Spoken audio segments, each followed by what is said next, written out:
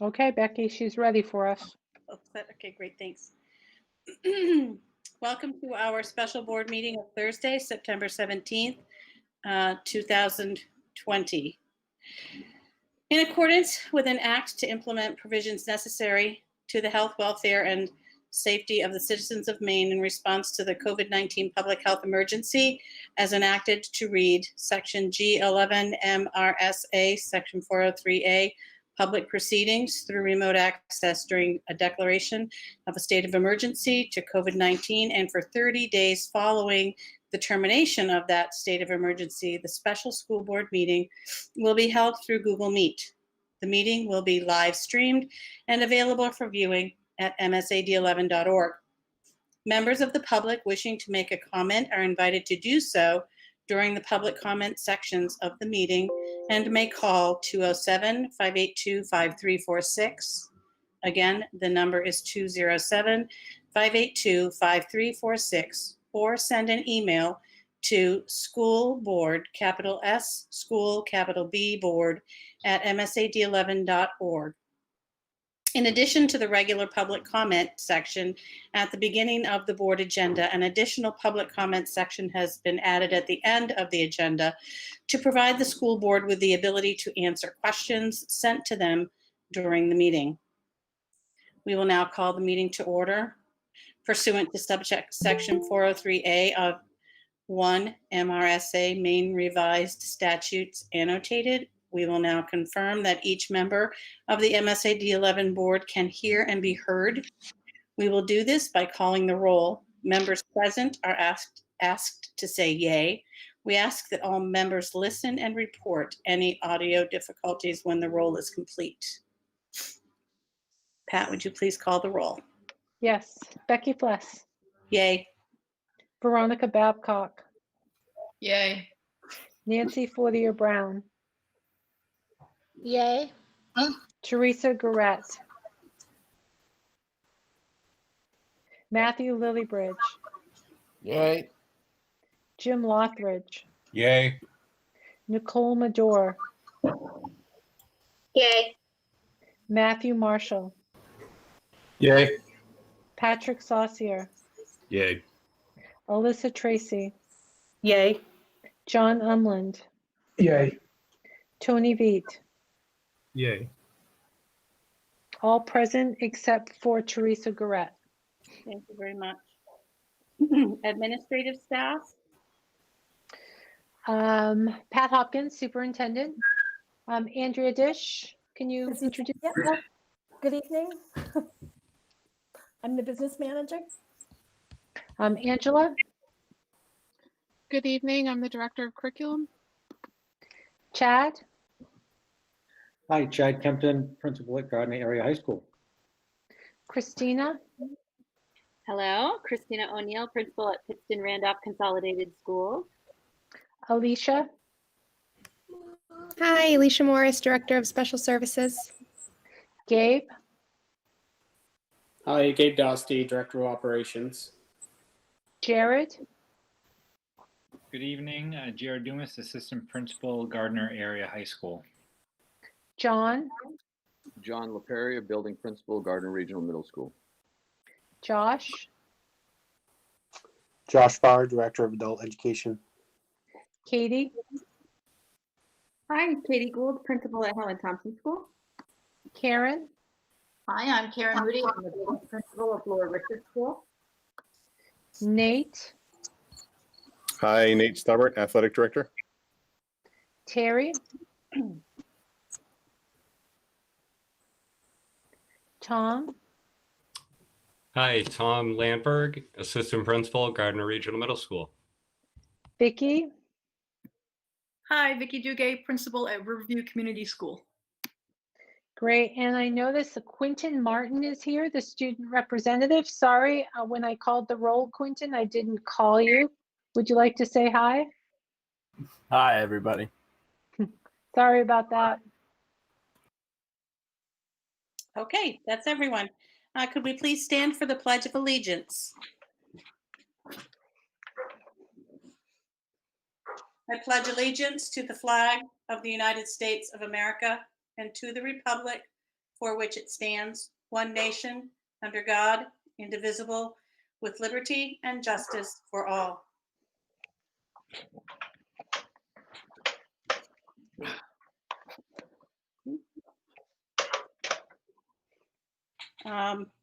Public comments for items on the agenda.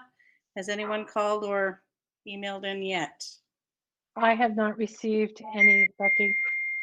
Okay. Review and approval of the agenda minutes, prioritization of items, and alteration of the established agenda format sequence as needed. Any adjustments needed? No adjustments needed. An amended agenda went out yesterday. Yes. May I have a motion then to approve the agenda? I make a motion to approve the agenda. I'll second it. Okay, motion by Veronica, second by Matthew. Pat, would you please call the roll? I will. I need to know which Matthew, sorry. I think it was Marshall. Matthew Marshall? That would be me, yep. Thank you. I can't see all the Matthews. Becky Fless, Yay. Veronica Babcock, Yay. Nancy Fortier Brown, Yay. Matthew Lillybridge, Yay. Jim Lothridge, Yay. Nicole Madore, Yay. Matthew Marshall, Yay. Patrick Saucier, Yay. Alyssa Tracy, Yay. John Umland, Yay. Tony Veit, Yay. Quentin Martin. Yay. That's unanimous. Great, thank you. May I have a motion, please, to approve the minutes of previous meetings, the regular board meeting of August 6th, 2020, and the special board meeting of August 27th, 2020. I'll move to approve them. I will second that. This is Tony. I think we have a 30-minute set of minutes to approve. Oh, you're right. Also, yes, I'm sorry, it's on the next page. Thank you, Tony. And also the regular board meeting of September 3rd. Jim, do you mind including that in your motion? I will include all three of those in my motion. Thank you very much. And seconded by Tony? Yes, please. Thank you. Pat, would you mind calling the roll? Becky Fless, Yay. Veronica Babcock, Yay. Nancy Fortier Brown, Yay. Matthew Lillybridge, Yay. Jim Lothridge, Yay. Nicole Madore, Yay. Matthew Marshall, Yay. Patrick Saucier, Yay. Alyssa Tracy, Yay. John Umland, Yay. Tony Veit, Yay. Quentin Martin. Yay. That's unanimous. Great, thank you. Nancy, that's a really pretty outboard engine behind your head.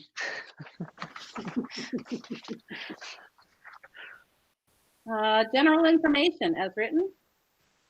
Yes. Okay. Nominations? Yes, I'd like to make the following nominations. These are for teaching positions for students who are 100% remote. Like to nominate Deb Cloutier, who is the grade 2 remote learning teacher, Sarah Atkins, who is teaching some math in grades 6 through 8 through remote learning, and Nicole Elliott, who is teaching grades 6 through 8 science through remote learning. And those two positions, are they for the entire school year or just until the 30th of December? They are paid for right now with CRF funds, which takes us through December 30th. But as long as we are functioning with remote learning, these positions are going to be needed. Thank you. Motion to approve these nominations? I'll make a motion to approve nominations as written. Second. Motion by Alyssa, second by Veronica. Pat, would you please call the roll? Becky Fless, Yay. Veronica Babcock, Yay. Nancy Fortier Brown, Yay. Matthew Lillybridge, Yay. Jim Lothridge, Yay. Nicole Medor, Yay. Matthew Marshall,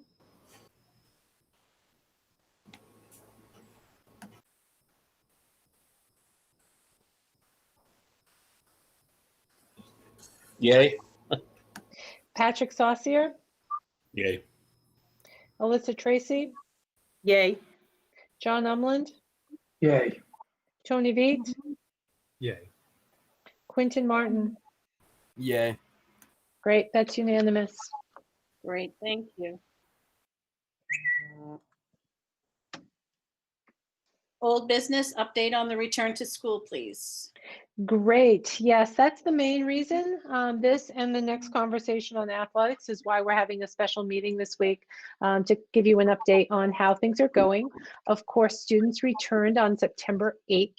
And all in all, I have to say it's been a pretty smooth opening.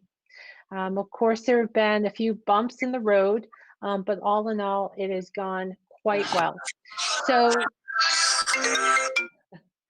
So we have Angela Hardy has a presentation to share some information with you regarding the remote learning, how that is going. Gabe is here and can give us an update on transportation. We're really concerned with the fact that we're only able to fit 21 to 23 students on the bus, so he'll be able to update you with that. Child nutrition. Linda, the director, has provided me with some information, but I see Jared Dumas is here, and Jared has worked very closely with Linda, so hopefully Jared can provide us a little bit of an update, and then just generally how the safety protocols are going. So that may be something that Gabe can talk about, but also we have administrators present who may be able to just give you a brief update on how things are going in their buildings. So I would turn it over to Angela. Thanks, Pat. Good evening, everyone. I will share my screen. We do have a couple people sharing their thoughts tonight, some educators. So I won't be long on the presentation side of this so that you can hear from other people. So right now we have 270 students enrolled in cohort C, which is our fully remote learning program. For K-8, that's 16.3% of our student population. In K-8, we have assigned educators to remote learning. So these are people who either work in our system or now work for our system, who are provided dedicated instruction. In 9 to 12, we have 10.6% of our student population enrolled in the fully remote option.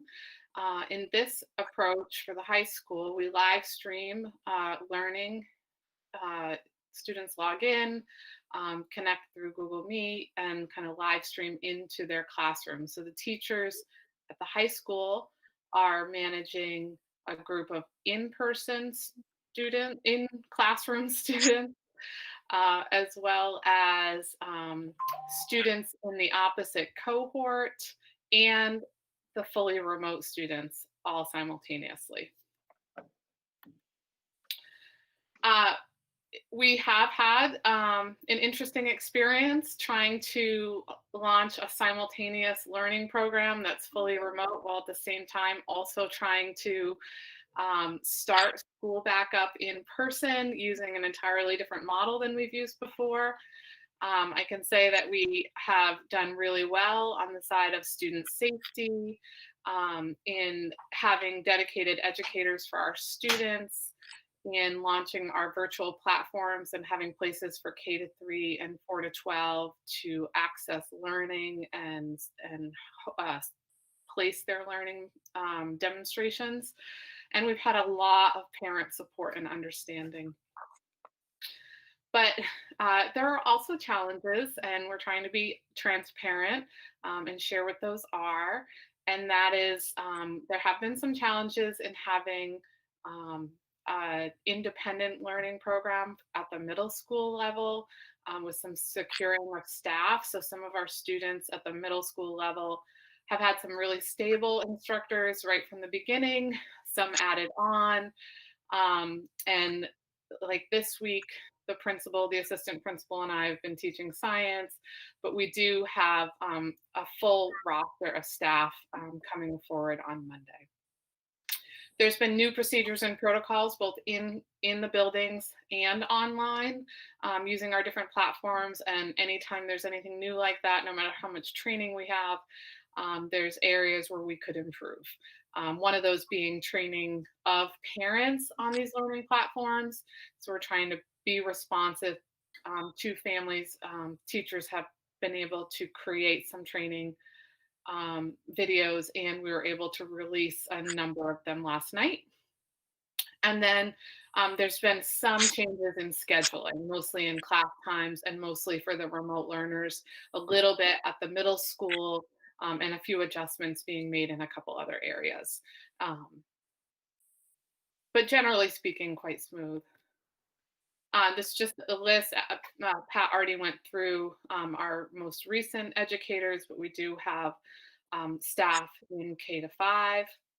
Our enrollment in 4 and 5 is now up to 50 students across the 2 grades with 1 teacher. So we are right now adjusting the staffing model there so that grade 4 will have 1 teacher and grade 5 will have Mr. Estabrook, but we're in the process of that right now. And then at the middle school level, we do, as you just addressed in the nominations, we do have educators in most of the classes that are consistent, and we will have 1 more hire coming through hopefully in the next few days that will then create a full roster for grade 6 and 8 science and 7B math. I won't read all this, and I probably won't even give you time to read it all, but just a few things. Kindergarten parents were asked for some specific feedback. It's not only the first time they've been doing a remote program, but it's in some cases the first time they're entering school. So our fully remote kindergartners were really curious about how that was going, and Mrs. Brand sought some feedback, and she specifically asked for all kinds of feedback, not just positive feedback. And what this just says is basically there's a really strong routine. The parent is really surprised at the stamina the child has because of the way the educator is able to organize the hour and a half of continuous online learning, and that the child is making really great growth in such a short amount of time and loving learning. This letter from this parent actually is extensive. This is just an excerpt. There's been a lot of engagement in kindergarten, a lot of active participation, even though it's fully remote, and a request to have a few more one-on-one sessions, especially since these are our youngest learners online, to build those relationships and some skills. And that students are already understanding the routine and the format and finding it positive and gentle. And they've already been learning their letters and are starting to put the letters together to make, they're learning their sounds, which are translating to letters and putting those together to make words. And it's only been 1 week of school. There was a little bit of a challenge learning Seesaw right at the beginning, as it was with some other grade levels, but with lots of teacher support and community support, we have managed to work through those. And then just a few adjustments. We've been offering, we're trying to be responsive to families. So sometimes more minds together help us think of really creative ideas. And so our educators have been starting to create space for either more additional office hours or structured study halls or one-to-one time. There's a lot of requests for small groups, and Google Meet is going to actually be able to allow us to do that in October with 1 link. And in the meantime, we're training our families how to do that with multiple links. And then the platform itself is really new to everyone. And so we started to increase our opportunities for training. I'm going to hit pause for a minute actually and stop sharing for a moment because I wanted, before I share any more on the early grade levels, I wanted to take just a minute and give you an opportunity to kind of jump to the upper grade levels where we are doing that live streaming type of learning. So Jennifer Boudreau is online, and she is one of our high school math teachers. She's also a parent in our community, and she's going to share a little bit about her experience. And I did say to any educator that wanted to share, please share what's working and what's not working and how we're moving through those challenges, like to be open and honest. And even suggestions on what we can do better is perfectly okay. So Jen, you're up. Thank you for having me. This has been definitely a challenge, but I like challenges, so I'm weird like that, I think. We at the high school, we've taken it with 4 cohorts, and we have the you see A kids in person on Monday and Tuesdays, and the remote Thursday, Friday. B, they're in person Thursday, Fridays, but we see them as well, like remotely on Monday and Tuesday. C kids are all remote, so we see them Monday, Tuesday, Thursday, Friday remotely. And then D, group D kids, there's this very small population, but they're there in the building all week long, but content teachers are seeing them only on Thursdays or Fridays. But they're logging in remotely from their special ed areas on Mondays or Tuesdays. So that's how it's going so far. So that means Wednesdays are kind of like staff meeting times and catching up one-on-one with students and office hours. And actually, I was not sure I was going to see any kids on Wednesday yesterday, but I saw a ton. It was awesome. Actually, that one-on-one time with students was very valuable, and it was much needed at this time of the year already. So that's great. So thank you for that schedule. Some of the challenges that I've seen so far is just managing, seeing the kids in front of me and actually seeing them, and also at the same time seeing the kids that are remotely. I've set up a separate monitor so I can slide my Google Classroom over, my Google Meet over to another screen so I can see them over there. And I'm adjusting, like I look over at the monitor, but they're looking at the side of my face because the camera's right in front of me, and I'm trying to figure that out so those little things that I'm learning, those little tweaks, and just managing that's a little odd, but at the same time, it's getting there. And actually today I left school feeling a lot better, like, yay, I think I'm getting this. So the attendance is kind of hard sometimes at the beginning of class because, the kids in the school, the bell rings and they're there. And the kids at home, they could easily be distracted by something. So I try to wait the first 5-ish minutes to kind of take attendance and see where we are, but it's very hard to see what's going on that screen beside me and to see who's there. But we're working on a system and we're getting it down. So, another thing I've learned that I can't wear my mask. I'm wearing my mask at the same time, but if I have my mask on, which I do, I can't turn to the board and talk to the remote kids because they can't hear me. So that's one thing I've learned today, don't do that anymore. And that's a challenge because as a math teacher, I was constantly writing on the board and talking. So there's a little learning curve there for me. But some of the positives is everything is having it all in one spot. The Google Classroom platform, having Google Meet in one, we have the Google Classroom and Google Meet is right in there. So it's always one way to get in to that class. So the kids know that's where you go when the class starts. So it's very consistent. And having all of the papers and handouts or whatever videos in just one organized area, so they're not looking here, looking there, looking everywhere. The consistency has been a lot better. And that's what the kids have been telling me. And actually today, some of them said, kind of like Google Classroom. And I was like, why?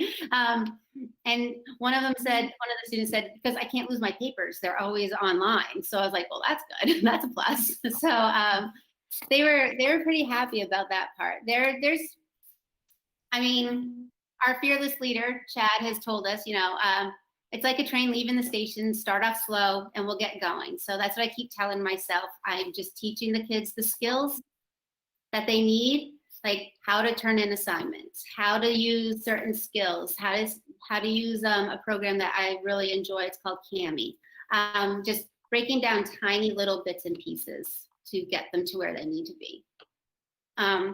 But on the parent side, I just strongly encourage like parents to watch the videos. I've watched the videos on what Google Classroom means because I wanted to see what like the other side, the parent piece, and the videos are great. And I think like signing up to get the notifications through your teachers, you can get guardian updates, and that's actually kind of nice. It's a great talking point with your kiddos. So you feel slightly disconnected as a parent sometimes, but when you take that update that you get in an email and say, hey, so you had this thing that is due, it's kind of a great way to stay on board with your kiddo and help them out. So, and then they can't hide from the assignment.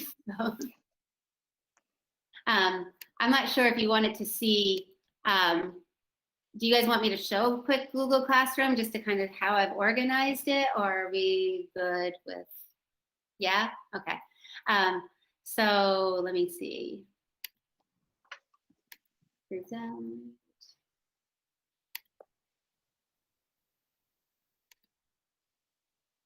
So just give you a quick little, there we go. So here's this one class that I have. I had to organize them like from last year's. I didn't want to delete last year's because we still have kids picking up, like fixing the loose ends. So I just color coordinated. This year is all pink. But we have a stream that I can kind of just give kiddos updates just to kind of say, remember, do your work, or just checking in. It's kind of like, not like Facebook, but it's just an update area. But we have this is the link that they can it's always forever in this one spot. So kids know that's where you go. If you're at home or you're remotely from the other side of the building, that's where you log into. So it's great. Up here, I really enjoy the upcoming. It helps kids stay focused as to what's going on. And they can see everything. You can just click on it and see what's going, like what you need to do. Or for me too, as a teacher, this is super awesome. So I can keep focused on what I need to grade as well.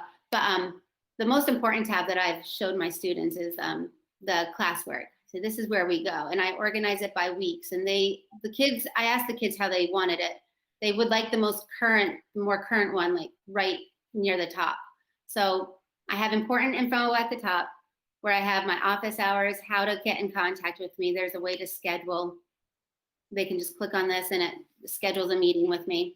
I gave them the bell schedule because I know the kiddos at home, you can lose track of time and you can be like, I can't remember what time third period starts. So it's here for them at all times. And then I have my classroom expectations here at all times. They all got paper copies, but I told them, not to worry because I gave them a copy here.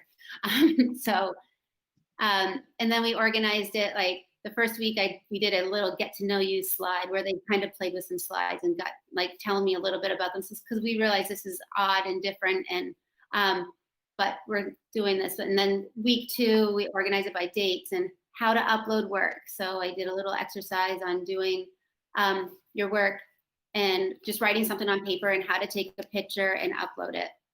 And then how to get to know Kami. So we had some worksheets that we did and I made a little video for them, and there's a little directions on how to use Kami. Kami is a pretty cool tool that students can write on PDF worksheets and then turn them in.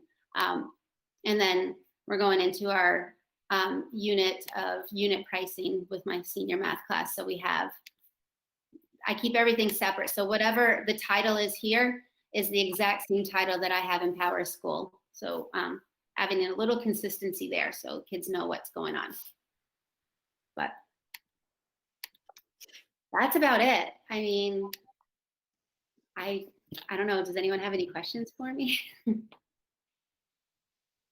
Okay, that's it. I feel like it's going well though. I'm really, I'm just happy and thrilled to at least be in person with them half the time. So, and I'll take anything I can get. And I actually got to say, like, I'm impressed. I haven't had any issues with the students with math at all. I mean, one time I said, can you put it over your nose? And she was like, oh, I'm so sorry. She put it up, and that was it. And I mean, we take math breaks in the middle of class. The kids are very thankful. We go outside, we stand far apart. I mean, I make them stand further than 6 feet apart because I just want them to really emphasize. But they've been really good, and I really love being there. So thank you. Jennifer, thank you so much. That's really awesome. Thank you, thank you. It's good to see it, and my dog really likes it too. Thank you, Jen. That was wonderful. I'm going to try to share one more thing. I have something from teachers, and I'm hoping it's going to play. I'm Stephanie Marks. I am a third grade teacher at Helen Thompson Hang on. School. This year, I am teaching a cohort A class at Helen Thompson School on Monday and Tuesday. And then on Thursday and Friday, I'm teaching virtual students and then supporting them Monday, Tuesday, Wednesday. And Ashley Morency is doing the teaching on Monday and Tuesday. I really enjoyed being able to work with the third graders throughout the district. It's nice to see the community that they're building with students from other schools. I think we've built a respectful and kind community of learners. They're very willing to share ideas, and they really get along well with each other. I think the biggest struggle I've had so far is the amount of parent support that I've had to give. The first day, due to a mix-up in Power School, I had about 4 phone calls and probably 15 to 20 emails from parents while I was teaching my cohort A, so that was difficult. And parents are still not comfortable with some parts of Seesaw, or they get a little panicky if meeting links aren't up 15 minutes before the meeting. The amount of time it takes for those emails and supporting the parents, I think that that's so far been the biggest hurdle for us. Thank you, Stephanie. I appreciate your perspective in sharing the third grade experience. Tiffany Cockrell will share our first grade experience. Hi, I'm Tiffany Cockrell. I'm living over at LER right now, but I am servicing all the first graders in the district. Unexpectedly, this old dog is learning new tricks and very much enjoying it. One surprise is how well the read aloud translates and excited the kids are. Even if I can't see their faces at the moment, they are all willing to wait patiently like turtles for their turn to tell me what's important to them. I've also been amazed at the engagement. Last Wednesday, I replied to 40 posts, and this past Wednesday on the non-live day, I had 102 responses, which tells me the kids are doing their jobs. For me, Seesaw was a very bumpy road, but it's already smoothing out and proving to be a good tool, because the kids can record their voices, or they can record a video or a picture, type an answer, or even try to write with an electronic pencil. So it has been a lot of learning. I definitely echo what Stephanie said, that probably shot off at least 50 emails a day, I felt like, getting it up and running, but we are getting there. And my 30 or so students, they too like to know each other and share with each other, and look forward to Google upgrading their technology and their capabilities with more tiles and with breakout rooms, and for the technology order to come in. Thank you, Tiffany.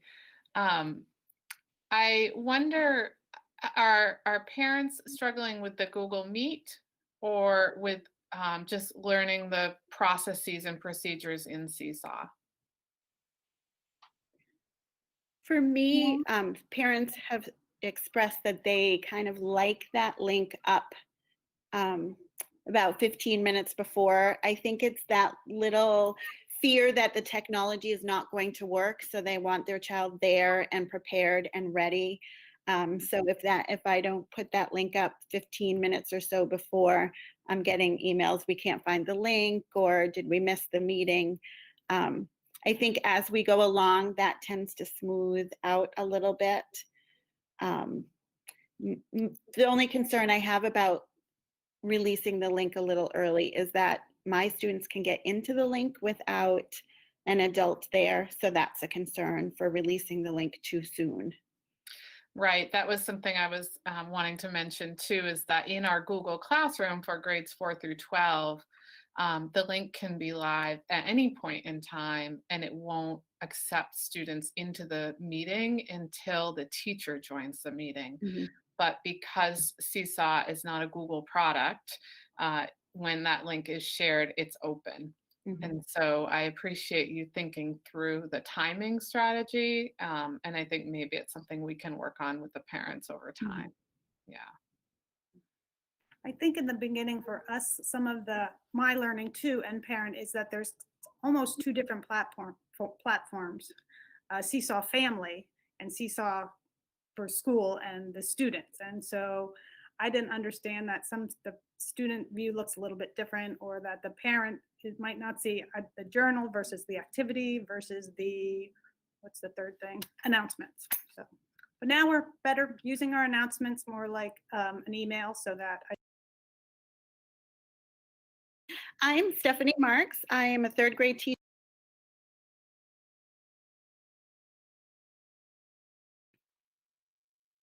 Sorry, I didn't mean to cut off Tiffany. I was trying to get to something to show you that didn't work. Stop. But she was right at the end of her sentence. So we wanted to express that there's a lot going on. There's a lot of parent support. There's a lot of parent empathy for us as we try to navigate these waters, and that we do have a few little features that we need to work through, just to make sure that that line of communication remains open and that we remain partners with our families all the way through this process, because that's what we all want, so that the students are successful. And some of that is just a little bit, it's just us learning. And also, by parents asking certain questions, it helped us see something in a different way. And so that's why we were able to put out some additional information this week, because they really helped us. And sometimes you just don't know what you don't know. And so that is sort of the perspective that the early elementary educators had. And we want to provide the perspective of the middle school as well, which we hope that we can take just a few minutes of your time in October at the October meeting and do that. We'll have a full roster. We'll have a little bit of time to kind of organize that so that we don't miss out on that unique group of learners and how they're attending to this learning environment. What we are noticing though is that attendance is quite high in our remote, and I've heard it's quite high in our in-person experiences as well. And so I think that's exciting that the families have had choice, and the choices that they're selecting, they're fully engaging with, which is really exciting for us. So that is the information I have to share. I thought about sharing a piece of Seesaw. I can't share the whole thing because I don't have a site that I personally don't have a classroom without students in it. I don't want to share names, but we could also offer just a quick tutorial. We do have links now for training, and it shows you what Seesaw looks like, and those are on our website. They were posted on Facebook through the letter last night, so there's public access to that. That's what I have to share. Thank you, Angela. I can totally empathize with parents that 15 minutes before they're supposed to be where they're supposed to be. I know I have really had to get used to all of the Google Meets and Zooms that we've been doing for the last 6 months. And there's that, even though I know how to do it now, I do have that 5 minutes of, oh my God, where is it? Can I find it? And the overwhelmed feeling sometimes takes over. So I can totally empathize with families. Yeah, me too. I still feel it too. And it's just that trick of making sure that we're monitoring, balancing safety of our students in online settings, and and access so that that people can get in and feel like they're prepared. It's a good problem to have, and I'm sure we'll get to a place where we all feel really successful. It's that initial anxiety. Mhm. We'll get through it. Well, thank you for that. That's great. So if there are no questions of the board for Angela, I would ask Gabe if, Gabe, you would give an update on the status of transportation and how is that going? Yep, absolutely. It's actually going as smooth as it could for the start of the school year. This has obviously been a tough start, and challenges have come up. But really, we've worked through any of the challenges that we've come across, and it actually has gone very well.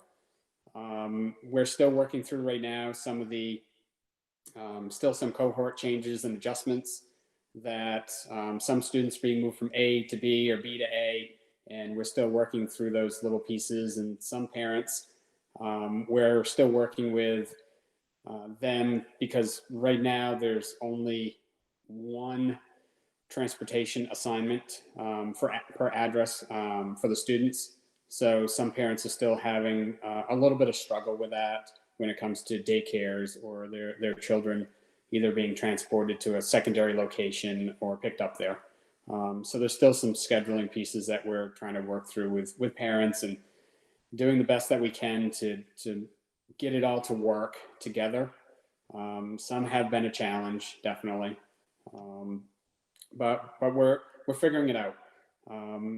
We want to make sure that there's enough room for the students that do want to be transported on the buses.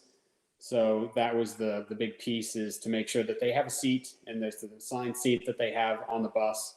And again, the tracking, if something was to happen, that we need to be able to track those students and to make sure we know which bus they were on. So that's the big piece, in working through that. But right now, our buses are not overloaded. The only ones that are very close to capacity are the Boys and Girls Club buses, because those are still even changing right now. That's always the way it is at the beginning of school. Parents realize that I can't do all the transporting. I need to see if I can find a daycare. So obviously the Boys and Girls Club is one of the places that they look to. So right now we're at pretty much capacity on a couple of the cohort, on one of the cohort days, at least at each school. We're pretty close. So we'll need to work through those pieces and see what we can do to support the Boys and Girls Club to make sure we can get their students there, and then make it to the second run if it is a middle school group that's going to the club, to make sure we can get to the school in time to get our students home. So, and really those challenges are the challenges that we usually face every year. It's kind of the same basket of things that we have to look at. But really, all in all, it is going very well. Where we have a protocol set up for the cleaning of the buses and how we are cleaning and disinfecting between each runs. The drivers have that all set up, so we needed to make sure that they have time between the high school and middle school runs and the elementary runs to make sure that they can clean everything, and then to make sure that it's dry for the next the elementary students getting on.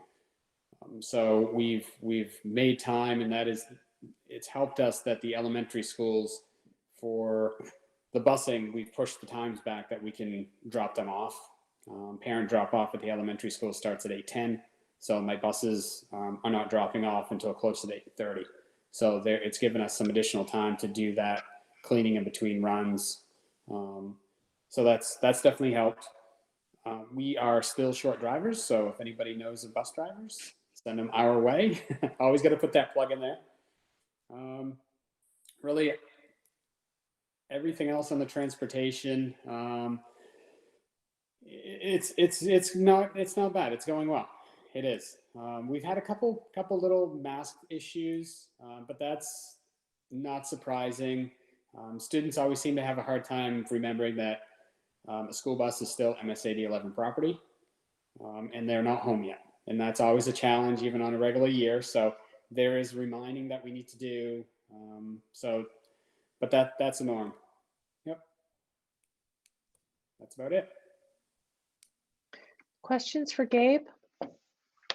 Just a comment, it could be like when we all go to the grocery store and we have our masks on and then we get in our vehicle, the mask comes off. You sort of make that association. But you're right, they forget. It's not my car. Gabe, I have a question about parent that are transporting their own students. What kind of percentage are we getting for that kind of a response for parents bringing their kids to school and picking them up? Sure. I feel it's more than I thought we're going to. That's why I think we are not at capacity on our bus routes. It's because the parents really are doing their part and transporting their children to school. We have this week, we have seen an influx of parents calling to say, can I put my child on the bus? Is there room? So we have had those calls this week, and I think we will continue to see those calls. So so the bus capacities, the number of students we have in the bus runs, I think will definitely change in the next couple of weeks. So we will keep monitoring it, and if we need to make some adjustments on routes because some buses might be at capacity or almost overloaded, then that's something we'll have to look at and work it out between the runs that we have, since we don't have additional drivers. If we could get additional drivers, do we have buses for them that they could drive? Yeah, so right now we do keep a couple spare buses on hand, and we do also have our trip buses that we have for any trips, and those are generally not used during the bus runs. So we do have additional buses that we could use. Thank you, Gabe. Yep, sure. Other questions for Gabe?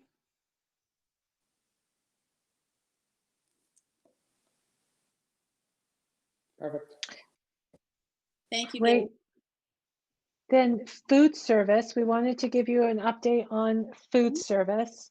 I will turn it over to Jared and see what he can provide for information. But as of today, I mean, we've been in school for what, 8 days total. And so far, our child nutrition services, they have already made 1,988 in-school meals, 2,179 remote breakfasts, and 1,599 remote lunches.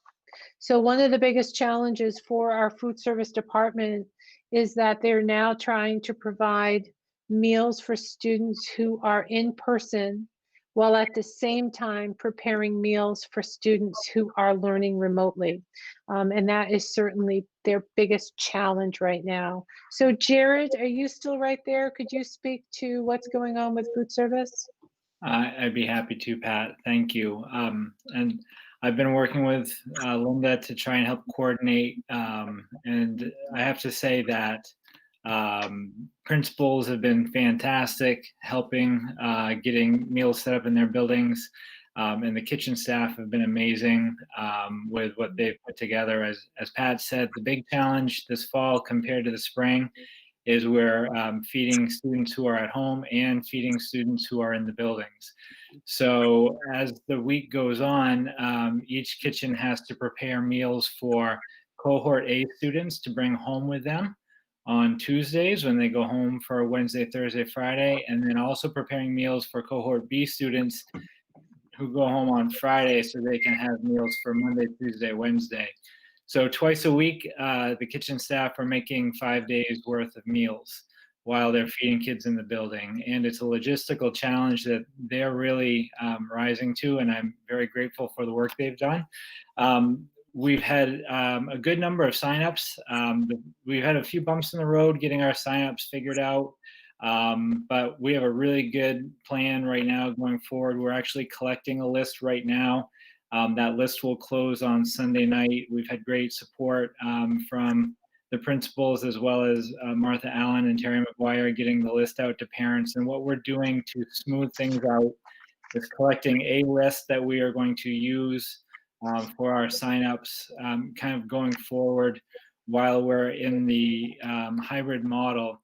So what we were doing is we were asking parents to sign up each week for their meals, and that was, I think, creating a little bit of confusion because in the spring we had asked them to sign up once. And so they were getting multiple requests, one each week, and it just was creating a little bit of a challenge for collecting the data. We've got a great list going now, and we're going to have about 400 or so students who will be getting their meals remotely, either during the A cohort, the B cohort, or the all remote students. So we have a time for each of them to collect. The all remote students come twice a week to get their meals after, either after the buses have run or before, to avoid congestion. The lunch teams have done a really great job of being able to prepare the meals, and they haven't had any issues keeping up with the numbers thus far. And one of the things that's actually helped us in some ways is the move to becoming a summer feeding site. So because of the extension of the summer feeding program, we are able to simplify the process where, because the students aren't being charged for meals, we prepare them. When they sign up, they get their lunches and their breakfasts. At the beginning of the year, they were able to select and choose which meals they wanted, because of course, if you're charging someone for food, it's very difficult to say, we want the pizza and we want the chicken nuggets, but we don't want the tacos. Well, you have to take the tacos. No, we had to make individualized meals for each student each week, which was really a lot of work. And the folks in the kitchens were doing it, but now they're able to prepare three lunches and 5 breakfasts for each of the kids, or 5 and 5 if they're remote, for those people who choose it. So sorry, I get in the weeds pretty quick with this food stuff, but it's going really well. And the principals have done a great job of helping to get the meals to their kids, who, of course, at different ages, need different levels of support. In my building, they can go down at the end of the day and grab their meals and go out the doors. Others who are younger need support, and the folks on the buses have done a nice job of helping to get the kids set up when they're coming on the buses, even the littles. So it's gone really well, and we think it's going to just keep smooth sailing. That's great. Thank you so much, Jared. Are there any questions for board members? It's a lot to keep track of. It's been interesting. Thanks for doing that. Okay, next. Well, the last thing then, Becky, is just safety protocols. And we've talked a lot about the safety protocols that had to be put in place as set forth by the CDC and the Department of Education. You've already heard from some of the teachers that things are going well. And students, as Jen said, students are adhering to the requirement to wear masks. We're not getting a lot of pushback. They're following the rules. They're just doing an amazing job. I guess I would just open it up to any of the administrators or Quentin. How is it going in terms of students following the safety protocols? There's a significant change compared to last year. So it'd be interesting just to hear how it's going. Yeah, no, as far as how everything's gone, being back, the hardest part, I'd say for me specifically, is that I'm a hugger. So it's kind of hard to be a hugger when you have to follow the rules, but I do.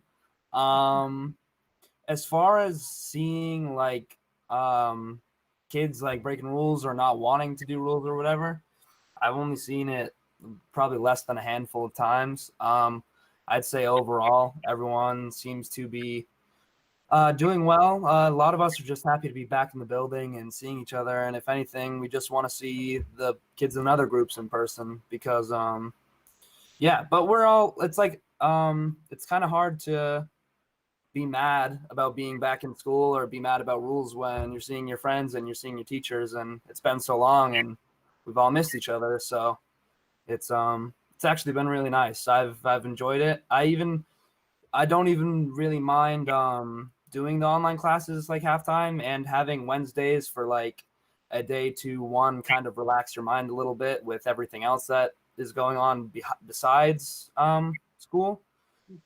And you also get to talk to teachers and make up work or make sure that everything's going well. So I think the system's actually really great, and I think that everyone's trying their best to do a good job and be together, and I'd say it's all good so far.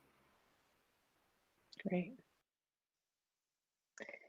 Administrators, is there anyone who would like to share what's going on in their buildings? And Quentin, thank you very much. Appreciate that. I'll share at Riverview, though it's kind of hard to follow up what Quentin just shared. It almost brought me to tears, so it's really nice to hear what's going on at the high school. Riverview, I have been just incredibly pleased with the kiddos and the parents. Parents really stepped up and had their kids practice wearing masks, and they had them all on when they came to school. And if someone had forgotten a mask, it wasn't a big deal. We just had the nurse go grab a mask, and the kiddo took it, and into the building they went. So we have just seen really good compliance with masks. Social distancing for the little ones, it's hard. They forget what 3 to 6 feet looks like. So one of my techs has made this 6-foot pole with tennis balls at the end and walks around and reminds kids what it looks like and takes it out to recess. But overall, it has really been a nice surprise to see how smooth putting these protocols in place has been, especially with all the work that went into it ahead of time. So I've just been really thankful to the parents that they really worked hard with their kiddos. And I would echo, Vicki, what you said. The kids are doing great. This was our first week having our pre-K program in school with us this week, and they've done amazing, really, really well. They're following. We're talking about, we do the 4 Bs at LER, so we're keeping a B space away. So we have Bs painted on the ground, and so they're doing really well with that. I would also say the distancing can be a little bit tricky for them at times. I think more for playground than in the classroom. I did post some pictures on Facebook today. Then you can see the teachers have done a really nice job spacing kids apart. But recess is always that tricky part where they want to be near each other. The other thing I'll say too is we have about 90 parents picking up and dropping off. They have done an amazing job being very patient. I have not had one parent at all kind of be impatient or get frustrated because they're waiting in line. Last week, it took about 25 minutes to get the parents all through, and we've cut that 10 minutes off of that. So it's only taking 15 minutes. They start picking up at 2:45. Today, we're done at 3. So to be able to get, each day, there's about 45 to 50 parents pulling up, and we're getting a system down, and it's going really, really well. And they're really working hard to keep our kids safe. So it's been a great beginning of the school year. Yeah, I would say over at Pittston Randolph, we've had a similar experience. I've been amazed at how compliant the students are. They're really doing wonderfully well with the masks and even the social distancing. Honestly, they've been doing a great job. Our parents have been very, very supportive and patient with, learning our routines and procedures for arrival and dismissal. That's all gone well. And I have to say the silver lining in this with the smaller class sizes, it's just been so calm. Like, it's just very calm. The students come in and it's much calmer. It's much calmer in their classrooms. We haven't had any behavioral issues. And the teachers are really feeling like they're able to get a handle on their students, who they are as people, and their learning needs much, much quicker with the small class sizes. So those are some of the positives, but it's been going well. Well, I'll chime in, but I don't have anything additional to add. It's really great to hear that universally things are going well. I mean, I think going into the year, just 8 days ago, getting ready to welcome students back, we were really focused and worried, to be completely honest, about the safety measures that we have to have in place. And they really are secondary at this point. And that isn't to say that we're lax already on day 8, but the masks are not an issue. I mean, if you remember back to our steering committee work and communications, we were talking about a slogan to really create buy-in for kids that we're a mask, we're a community that wears masks because we take care of each other. And it's just not an issue in our buildings. You know, the distance is really tough for kids. They're so happy to be back and they want to be close to each other. But gentle reminders are what we need, you know, that, and the kids are completely responding.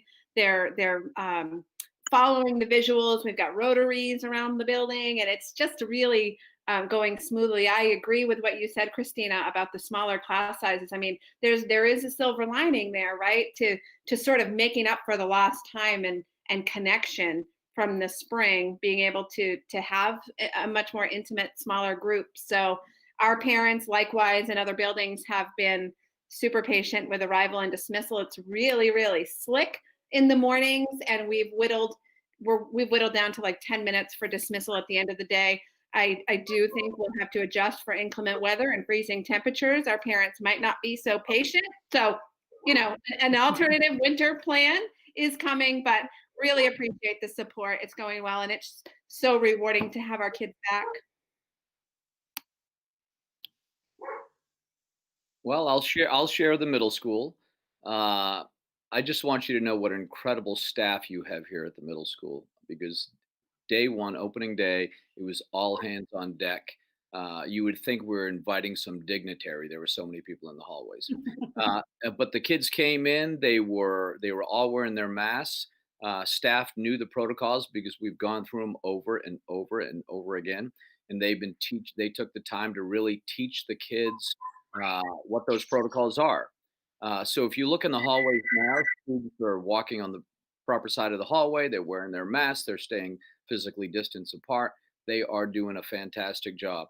The staff here have really supported the pickup drop-off effort. The first couple days, it made us a little nervous. But within that first day, we made a quick adjustment.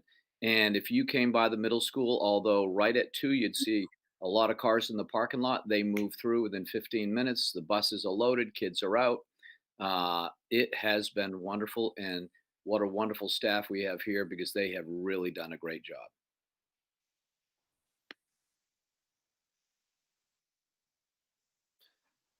Pat, I guess I'll go last. But I'll be brief. Same goes here at the high school. Opening was very good. Kids have been fantastic.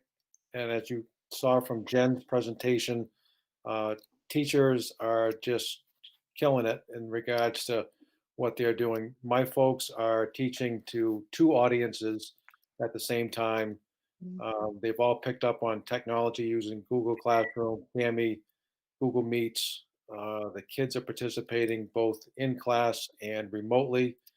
From the start of the day, buses are coming in and kids are getting off the bus and going to their advisories. Parents are dropping their kids off in the drop-off area that we've designated to keep traffic down.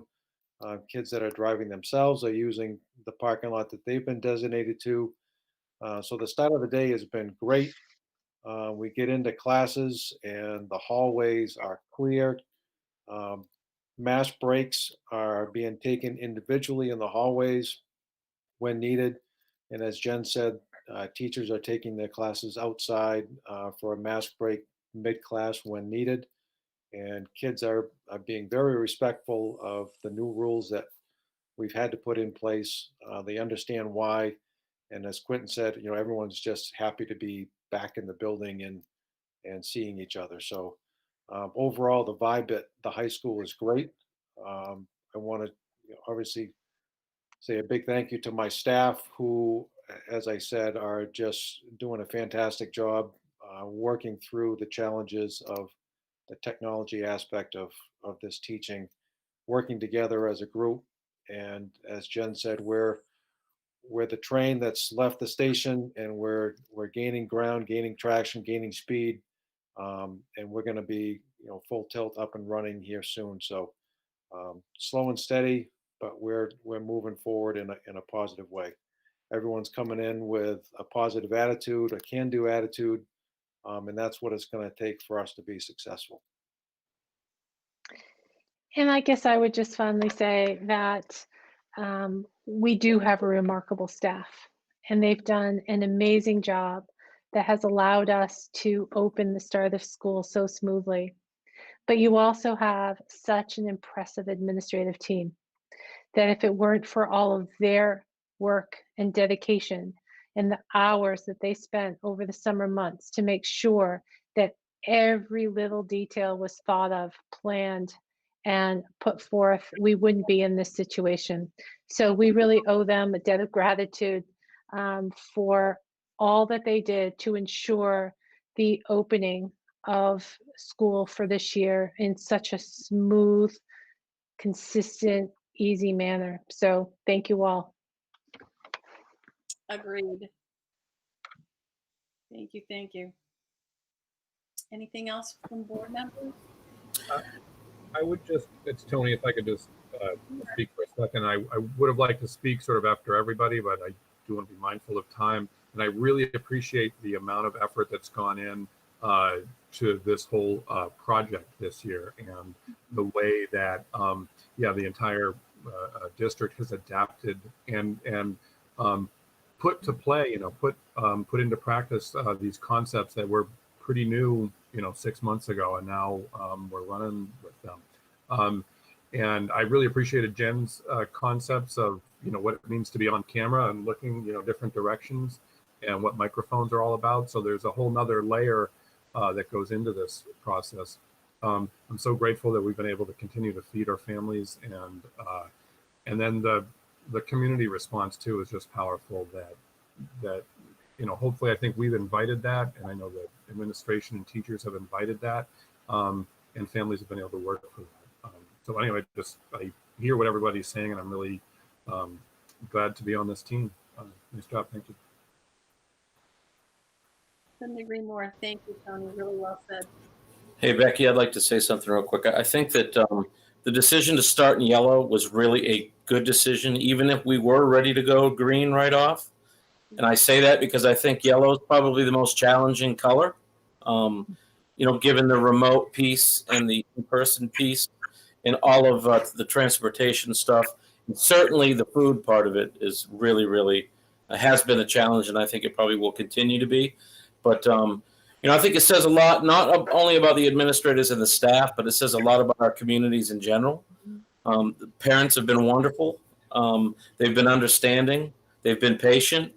And so I would just like to thank everybody in the community, as well as the staff and the administrative folks, for being understanding. And, regardless what your opinion of the entire COVID thing is, keeping an open mind and doing the right thing by our kids. So thank you. Thank you, Matt. Hey, Pat, if I could say one more thing. Sure. I just want to say how impressive it is for our staff, and I'm sure the other administrators can agree with me, is that we're asking our staff, our support staff, our custodians to do all these new things, and I've yet to have anyone say, I can't do that, or why are we doing that? It's always the positive of, yes, we can do this. And that doesn't happen everywhere. So our folks are just, that positive mindset is going to get us through all of this, and we've got a ton of it going on right now. So that's huge. Very true.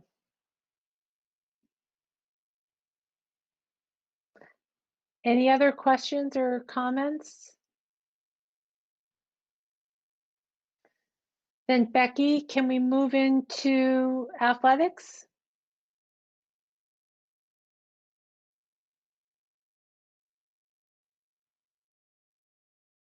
Is that a yes, Becky? I can't hear you. I apologize. I had someone speaking in my ear about another matter. I stepped away just for a second. What was the question? Are we set to move into athletics? Yes, please. Yes, please. Great. Thank you. All right. So we thought we'd give you an update on athletics. You've probably read the paper and you know what the recommendations are from the Maine Principals Association. But Nate is here to just provide an overview of what those recommendations are, and then to discuss the planning that has gone on behind the scenes here for our students to allow for a safe fall athletic season. Nate? Okay, I'm going to make a presentation, so try this again.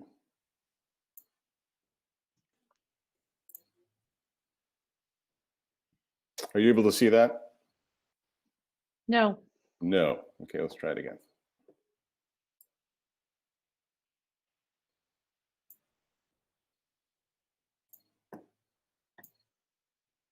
Now?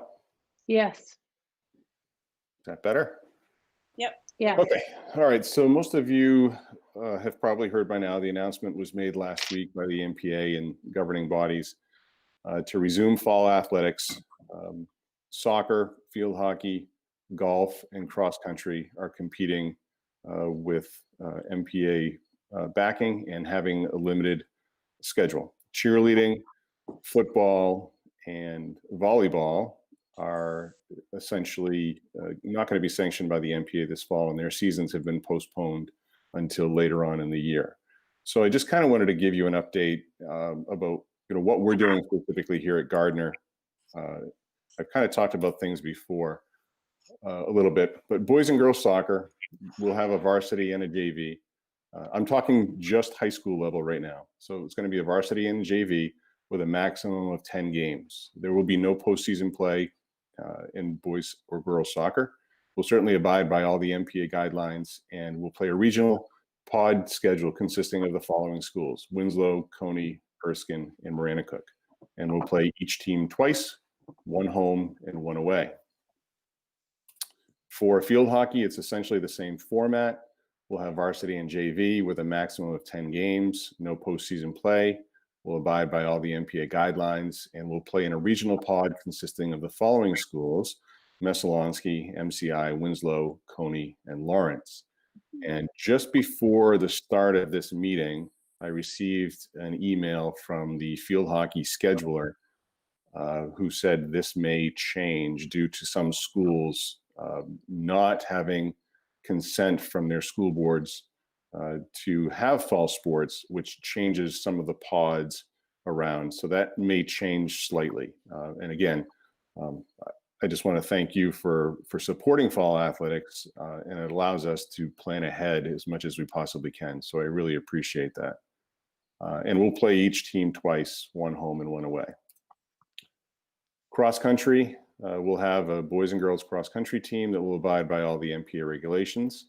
We'll compete with a regional schedule, and those regional pods are consisting of the following schools: Leavitt, Edward Little, Oxford Hills, Morse, Erskine, Coney, and Lincoln Academy. There will only be 4 cross-country meets, and those 4 cross-country meets will be held at Leavitt, Morse, Oxford Hills, and Coney. And the maximum amount of teams at each one of those will be 3. So for instance, if we're going to Leavitt, it's going to be us, Leavitt, and one other team. So for golf, of course, we'll abide by all the MPA regulations there. We will have a varsity and a JV. I don't know as far as what a JV schedule is going to look like at this time. We are kind of in a crunch as far as course time, course availability, numbers of people allowed on the course, transportation, and things like that. But each team is limited to 6 golfers per match due to course regulations. So when we show up for a varsity match, we can only bring 6 of our golfers. The season will consist of 6 tri-matches over the course of 2 weeks, beginning on this coming Monday, the 21st, and ending on October 1st. So the season is very, very quick. And the Kvac Qualifier will be held on Tuesday, October 6th. We'll compete with only 2 other schools. So our pod is just us, Coney, and Maranacook. Matches will take place at the Augusta Country Club, which is our home course. It's also also Maranacook's home course, and then Natanis, which is in Basselboro, and that's Coney's home course. Volleyball is not an MPA sanctioned sport this fall. The expectation is that volleyball will hopefully have a season later on in the year. I think from what I've heard from conversations is possibly February into March. But this fall, MPA will be practicing outside. They'll certainly abide by all the MPA guidelines. So right now they're going to be set up on the softball field to practice, and we can have a few matches. Right now we have one set up with Coney. If we schedule any more, those matches will be played on the football field. So they're purchasing some portable nets and some portable boundary markers, which are essentially vinyl. They're kind of rolled up, so they can be moved from place to place. So you're not painting lines on the field. So if we do have some matches, they'll be played on the football field. And again, volleyball season has been postponed until the end of the winter, early spring. Football, again, football is not a MPA sanctioned sport this fall, but they have encouraged schools to participate in 7v7 touch football. So certainly football will abide by all the MPA guidelines. There will be a maximum of 10 of those 7v7 games, and there's a regional 7v7 schedule which is forthcoming. We haven't gotten those matchups yet. And so I wanted to touch a little bit on senior night and what my plans are for senior night moving forward. And this was something that we decided a long time ago, is that we were going to have senior night on the first regular season home game for boys and girls soccer and field hockey. The senior athletes for golf will be recognized at the first home golf match at the Augusta Country Club, and the seniors for cross country will be recognized in a separate ceremony that will take place on the high school track. And Jen Boudreau and I are in talks on what that's going to look like. And I'm still working out the details for recognizing the senior athletes for fall cheering, football, and volleyball. My plan is to have a discussion with those coaches and those parents and see what it is they want to do for their senior recognition. So that's essentially what's happening here at the high school level. At the middle school level, let me try to click out of here.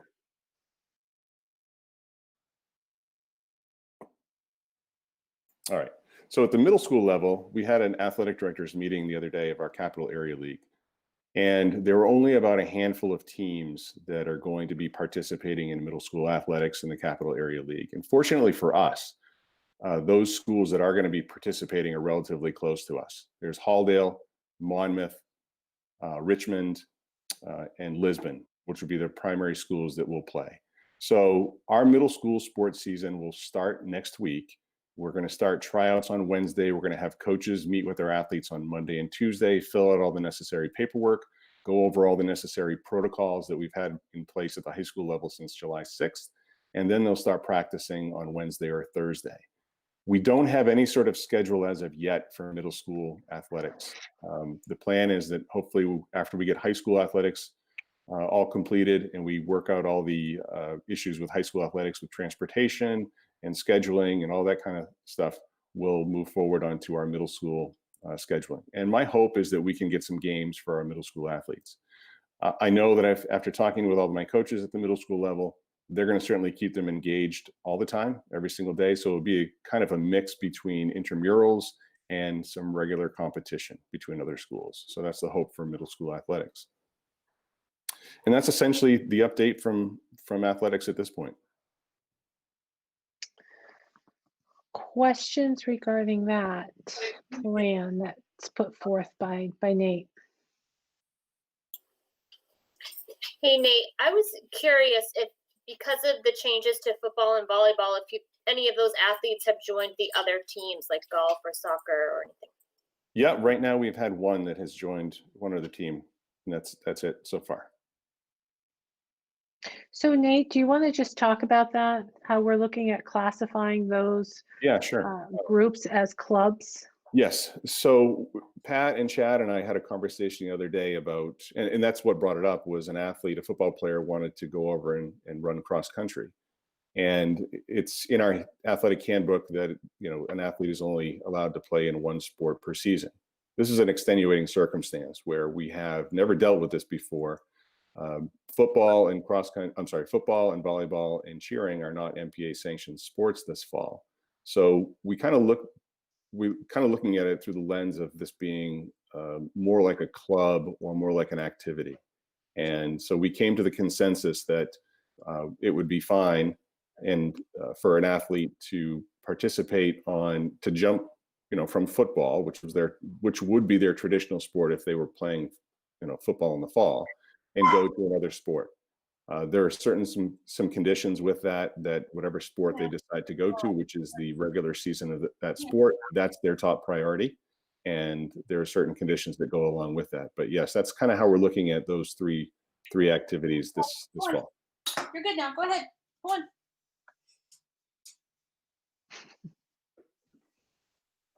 We also have a plan for spectators, right? So if you could talk a little bit about your plan for spectators. Okay, and I have another presentation for that. So let me pull it up. And while you're pulling it up, Nate and I are in the process of developing a waiver that students and parents will need to sign. And it's a waiver around the risks of participating in athletics in the pandemic. So it's a form that I think most school districts are using. And so we're trying to finalize that and make it specific to our school, and that will be shared with coaches in the near future so that they can distribute them to their families. Right. Can everybody see this screen? Yes. Okay. So we had a KVAC ADs meeting last week, and we voted as a conference not to allow visitor spectators at any of our competitions. I don't think it would be feasible or possible anyway, given the 100-person executive order. But they're leaving it up to each individual school district to decide on whether they will allow home spectators. Some schools are allowing home spectators, and some schools aren't. So I think I would love to be able to offer our home spectators an opportunity to see their kids play. I'm a parent of a high school athlete. I would love to be able to see my son play, but unfortunately I can't, because the school that he goes to, they've already decided that they're not going to allow home spectators. And our fans, our parents are very passionate about our athletes, and I'd love to have the support from our parents and relatives as well. So I've put together a plan, and this is essentially it, that first of all home games will be played on Hoke Field. And the purpose for that is to be able to control the crowds. It's our only gated field that we have. If we were to play soccer games on our regular soccer field, we have Prey Street, we have Pope Street that people could park, and we would have larger gatherings of people. People would be parking in the Boys and Girls Club, and that would be problematic for everybody. Same thing with the field hockey field. If we had games there, people would be parking in the upper parking lot, and there would be no way to control the amount of people that we have at any given event. So our home fans would be the only ones that would be allowed in the stadium, along with everybody else who is working, and coaches and players and so on and so forth. The stadium would be clear to fans and bleachers between games, be clear to fans, and the bleachers will be disinfected between games. The way it works is we have, for soccer and field hockey primarily, we have a JV and a varsity game back to back. So some nights it's varsity first, JV's after. Sometimes it's JV first, varsity after. And those fans who would be in the stands or potentially bring lawn chairs, Pat and I talked about that this afternoon, and I'll get into that in just a minute. If they are in the bleachers, then the bleachers would have to be cleared of fans and then disinfected in between games. And then the next group of fans could come in and sit in the bleachers. And 2 passes, I have it worked out, so 2 passes would be given to each athlete for field hockey, soccer, and flag football. And I'll get into that right now. So for soccer, field hockey, and volleyball, the roster sizes would be capped at 20. I'm starting to get rosters in from coaches, and boys soccer has a varsity roster size of 17. Boys JV has a roster size of 16. Girls soccer will have a roster size of 20, and their JV roster size would be about 16. So we're going to definitely be within that cap. And I put in visiting numbers of about 20 as well. So I'm going to contact our visiting athletic directors and let them know that they can only bring 20 athletes from their team, which nobody is really going to carry more than that anyway for playing time purposes. And then when you add in coaches and managers, that's 6, 3 for each side, 2 officials, site coordinator, and AD. That site coordinator, that's Chad. So that would probably be Chad and I. And I just want to make sure that I send kudos to Chad for everything that he does. Just the amount of work that he puts in as a principal, being at all the athletic events, being at all the school events. I don't think I've ever worked with a principal who's gone above and beyond as much as he is. So thanks, Chad. Gate worker, scoreboard operator, ball retrievers, and that's for soccer. We don't have those for field hockey and for volleyball. Athletic trainer, media, which would be Munsing Media if he's there. If not, I met with Terry McGuire today, and we're going to try to figure out a plan to stream our games. And then home spectators, and that's with 2 passes per athlete, which brings us to 99. So as you can see, we're right up against the cap, but there is some wiggle room with the visiting team numbers and the home team numbers. So I think we'd be safely under 100. With football and cheering, where we're playing 7v7 football, roster sizes would be limited to 15, and we would only need 15. So that gives you 2 full teams to play 7v7. So visiting team 15, home team 15. Coaches, you need a little bit more coaches because the coaches are going to be officiating. So 4 coaches on each side, site coordinator and AD, gate worker, scoreboard operator, trainer, media, allowing all of our cheerleaders, which are 17, and their coaches, and having our home athletes get 2 passes per game would bring us to 94. And so that is essentially for volleyball. Oh yeah, I already said volleyball. Cross country, which they don't have any home meets because we don't have a course, and golf, they have their own restrictions at their courses. So we're just focusing on what we're having here at the high school. So Nate, it's Matt. Could you blow that up again? I want to look at the numbers. Yeah, I stopped sharing, so let me see if I can bring that back. Did you guys lose it? Yes. Yeah. Okay, let me bring it back.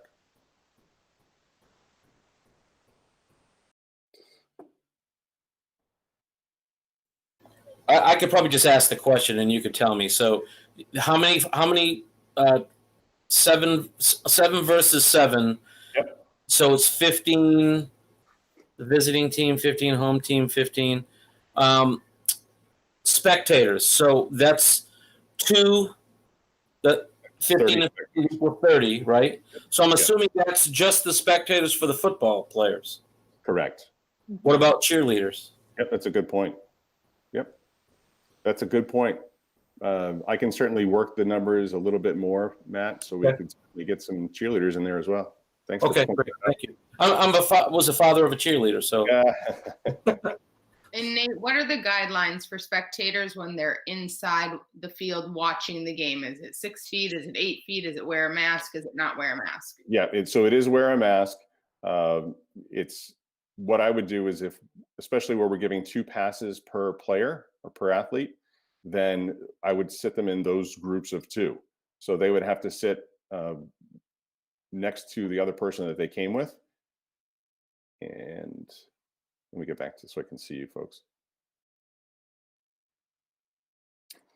And so Pat and I were talking about using the bleachers or having them bring lawn chairs, which if we use the bleachers, we're going to have to sanitize in between teams or in between games. If we have them bring lawn chairs, we won't necessarily have to. We can actually shut the bleachers right off, cordon them right off so that people aren't allowed in the bleachers. And it's not like we're having a ton of people. It would be 30 spectators or 40 spectators based on the games. So that's something we still need to work out. I'm kind of leaning towards the lawn chair idea and putting them around. We would have a a table or have them use the gate, and we would have a hand sanitizing station set up so everybody that comes in would get hand sanitizer. They'd have to be wearing masks, and they'd have to be separated in groups of 2. So, and I'm just being devil's advocate here. Yep. What's going to be the protocol when that one person takes the mask off? You ask them to put it on, and they're like, "I don't have to." Yeah. So what's that going to do? So we as athletic directors had this discussion at our last KVAC ADs meeting, and we all are on the same page that we're just going to stop the game. Unless they comply, we're going to stop the game, and it's simple as that. And that's something that I'm going to mention during my parent meeting that I have coming up next Thursday, is that we're very serious about this. Parents have all said, we'll do anything it takes to get our athletes to play. Then you need to follow the rules and wear your masks.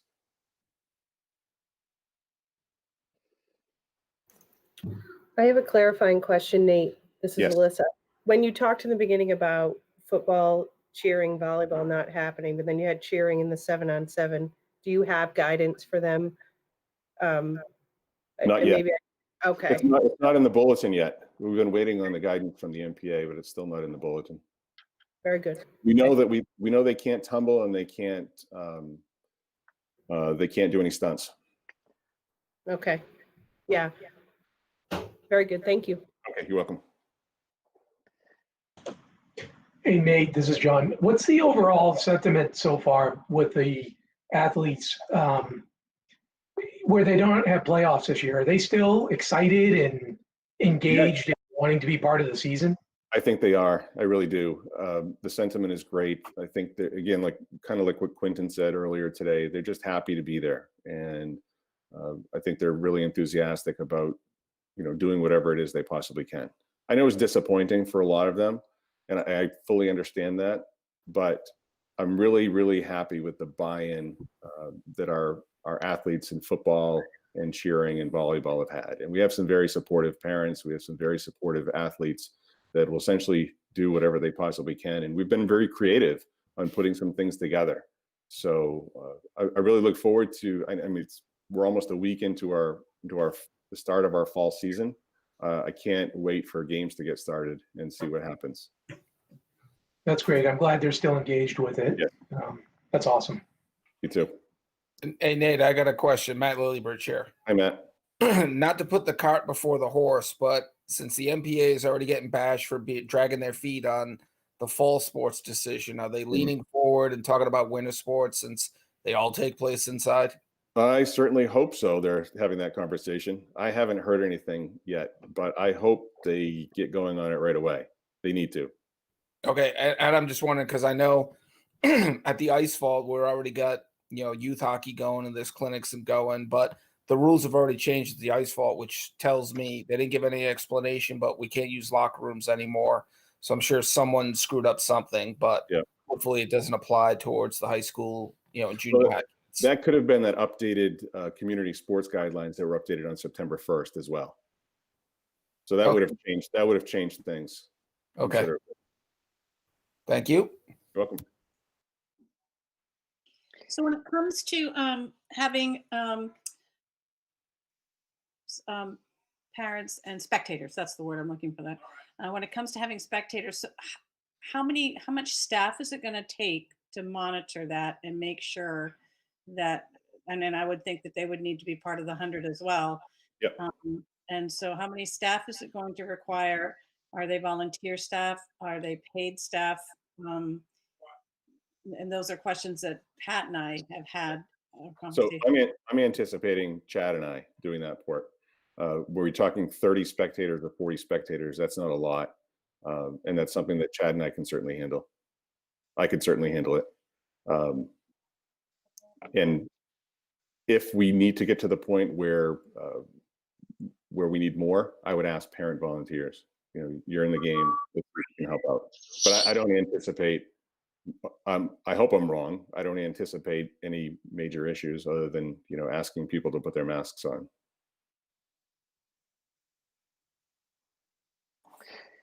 So Becky, we do have one additional thing we want to talk about a little bit, and that is just to update you on transportation. Before we do that, Looking at the agenda, the rest of the items on the agenda are really more high school or middle school related. Would the board mind if we allow the elementary administrators to say goodnight, so that they don't need to sit here and listen to something that really doesn't relate to them? Would anyone have any objections to that? No? Okay, so if the elementary administrators want to sign off, you may do so. So thank you. Good night. I want to say thank you guys very much for all your hard work. Thank you. So Nate, transportation, that is also a concern. Yes. When will the games be held? How will we transport? And at one time, you and I talked about the need potentially for parents to drive students to games or to meets. However, as you just mentioned earlier, none of the schools that we're playing are allowing visitor spectators. So if parents are driving them, they're not going to be able to watch the game or watch the meet. So can you just give us an update on all of that? Sure. So I have 8 of the 10 games scheduled for boys and girls soccer. I have, I think, 8 of the 10 games scheduled for field hockey. I have all of the cross country and I have all of the golf matches scheduled at this point in time. And as of right now, I had a conversation with Gabe this morning. We have our first golf match on Monday at Natanis. And with golf, we're at the mercy of the golf course and whatever time they give us. Plus, we're competing against the 2 other teams. So we can't really, there isn't really a whole lot of flexibility with tee times. And we're also working against daylight as well. So our tee times for golf are always at 4 o'clock.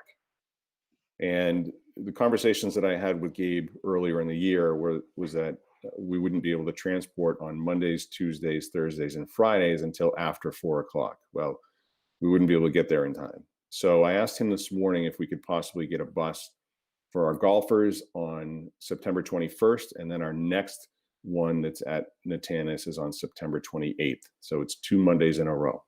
He's looking into seeing if he can possibly get a driver for those. Hopefully, Gabe, I don't know if you have an update, if you're still there, but hopefully that will happen. And the other one was cross country, where we have, again, we compete against other schools.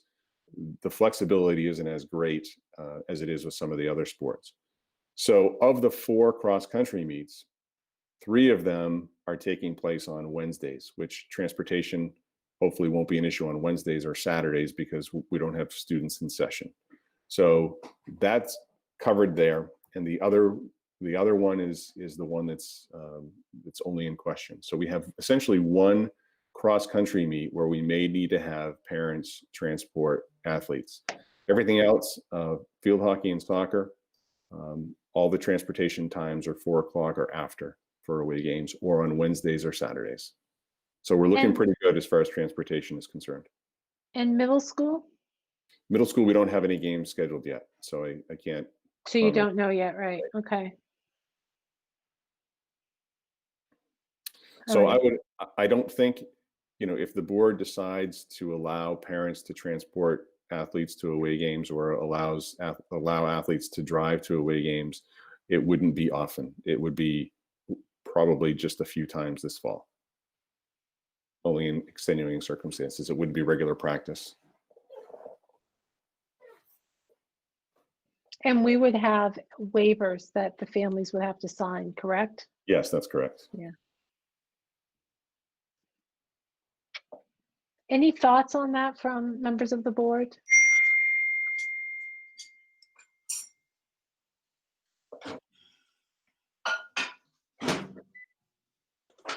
Nate, which meet is it for cross country that would need the transportation? It's the first one, John, that takes place on Friday, September 25th, and it's at Levitt.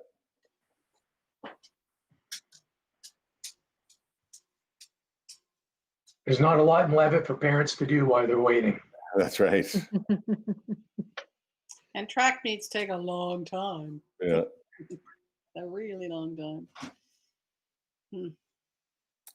I haven't had the conversation with Gabe yet about whether a bus driver would be available on that day. That's certainly my first option, is to have them ride the bus. So that's a conversation I'll have with Gabe tomorrow, unless he's listening now. Yeah, I'm still here. Okay. So I just put it on my list, so I will look into it tomorrow. Okay.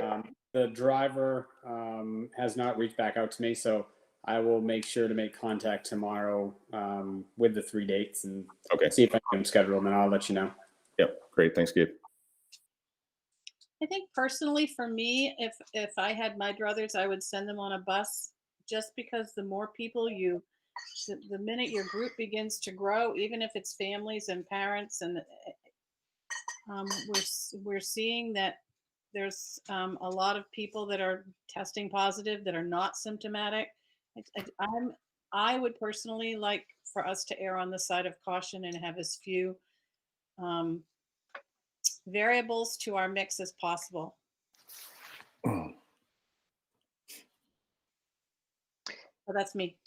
So if we're unable to have a bus due to the timing or the unavailability of a driver, then the consequence of that could mean that our students do not get to go and participate in that game or that meet.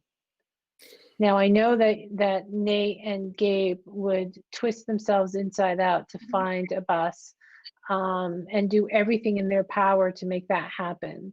But if it can't happen, then they would not be able to participate. So I just want to be really clear as to what the outcome of that decision would be. Right.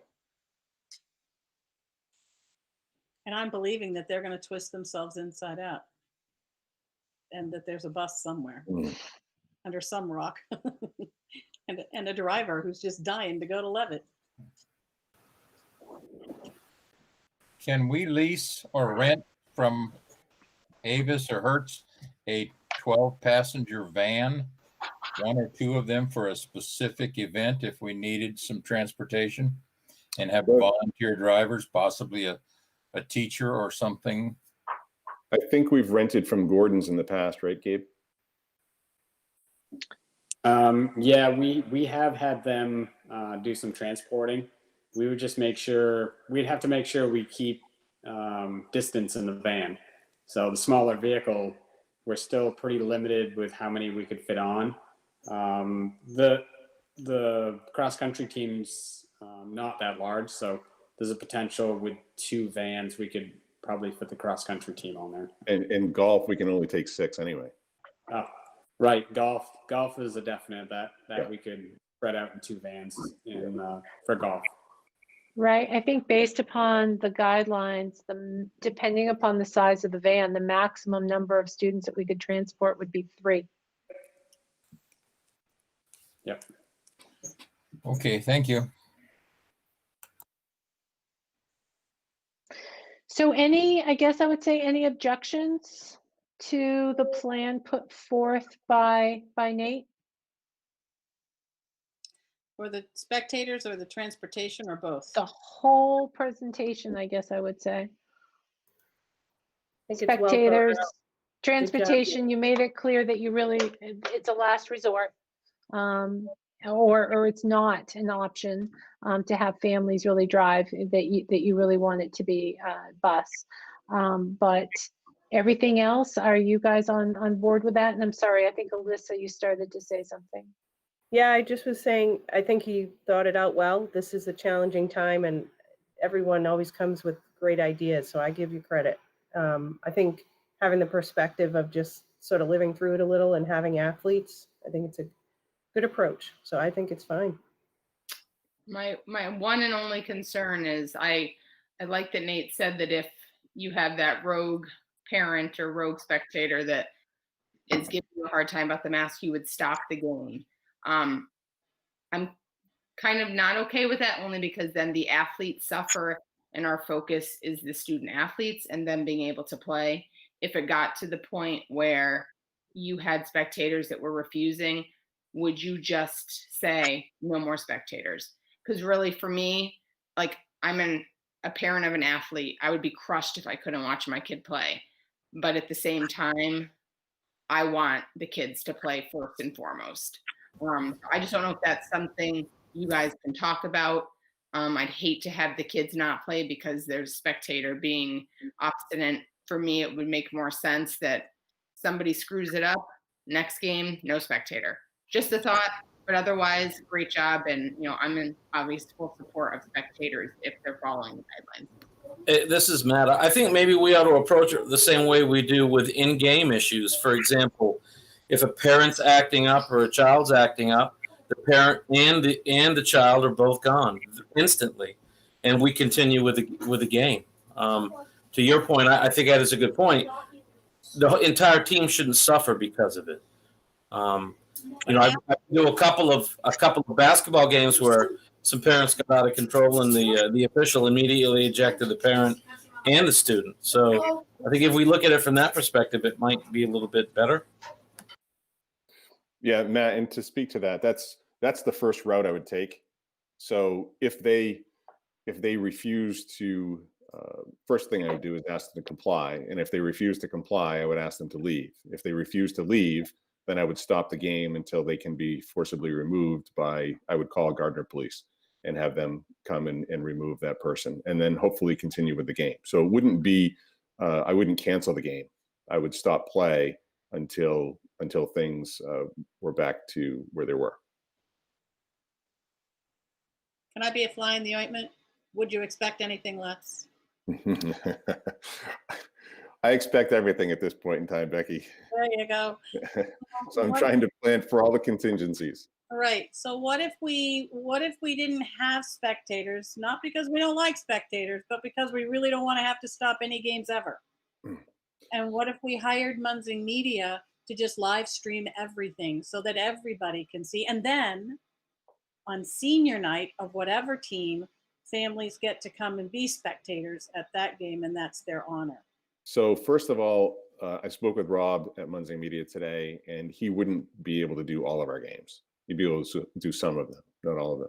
I think if we prohibit fans from coming, I think it's going to be more problems. I think they're going to try to find their way in and be more disruptive than they would if we allowed 2 per athlete. I think people would be satisfied with 2 per athlete. Then you could potentially have those parents who are of those athletes recording games so they could show grandparents and so on and so forth. So that's my take on it. I know that it's a really hot topic around the area right now. And so if we can make it happen, I'll do everything I can to make it happen. We could potentially tap into some of our AV students that are interested in AV to maybe video the games, and then we could put them up on the district website, much like we do school board meeting. So I was down at the field today with Terry McGuire and Greg Gorham, and we brought some cameras down with us, and we were trying to get a Wi-Fi signal. Couldn't get a Wi-Fi signal, but Terry has a plan. So that's all I've been told is Terry has a plan and she'll make it work. So she knows the date that we're shooting for. Munzing Media is going to stream our first few home games that are our senior nights for field hockey and soccer. So we're covered there, and hopefully we'll have our camera up and streaming. If not streaming, then at least recording, and we can play it on our Facebook page or on our YouTube channel after the fact. Pat or Becky, can I chime in? Sure, please. Just in regards to spectators, I'd like to try going on the positive side of believing that our spectators, our parents, are going to comply with what we need to do. And then if that doesn't happen, which I don't think it will, as everyone knows, our community supports our athletes and our athletics. And if they know that they need to wear a mask in order to be there and to be there in a safe manner, I got to think that that's I got to believe that. And I'd like to try that first. And then if it falls short, then we go to plan B, which would be to put some restrictions in place.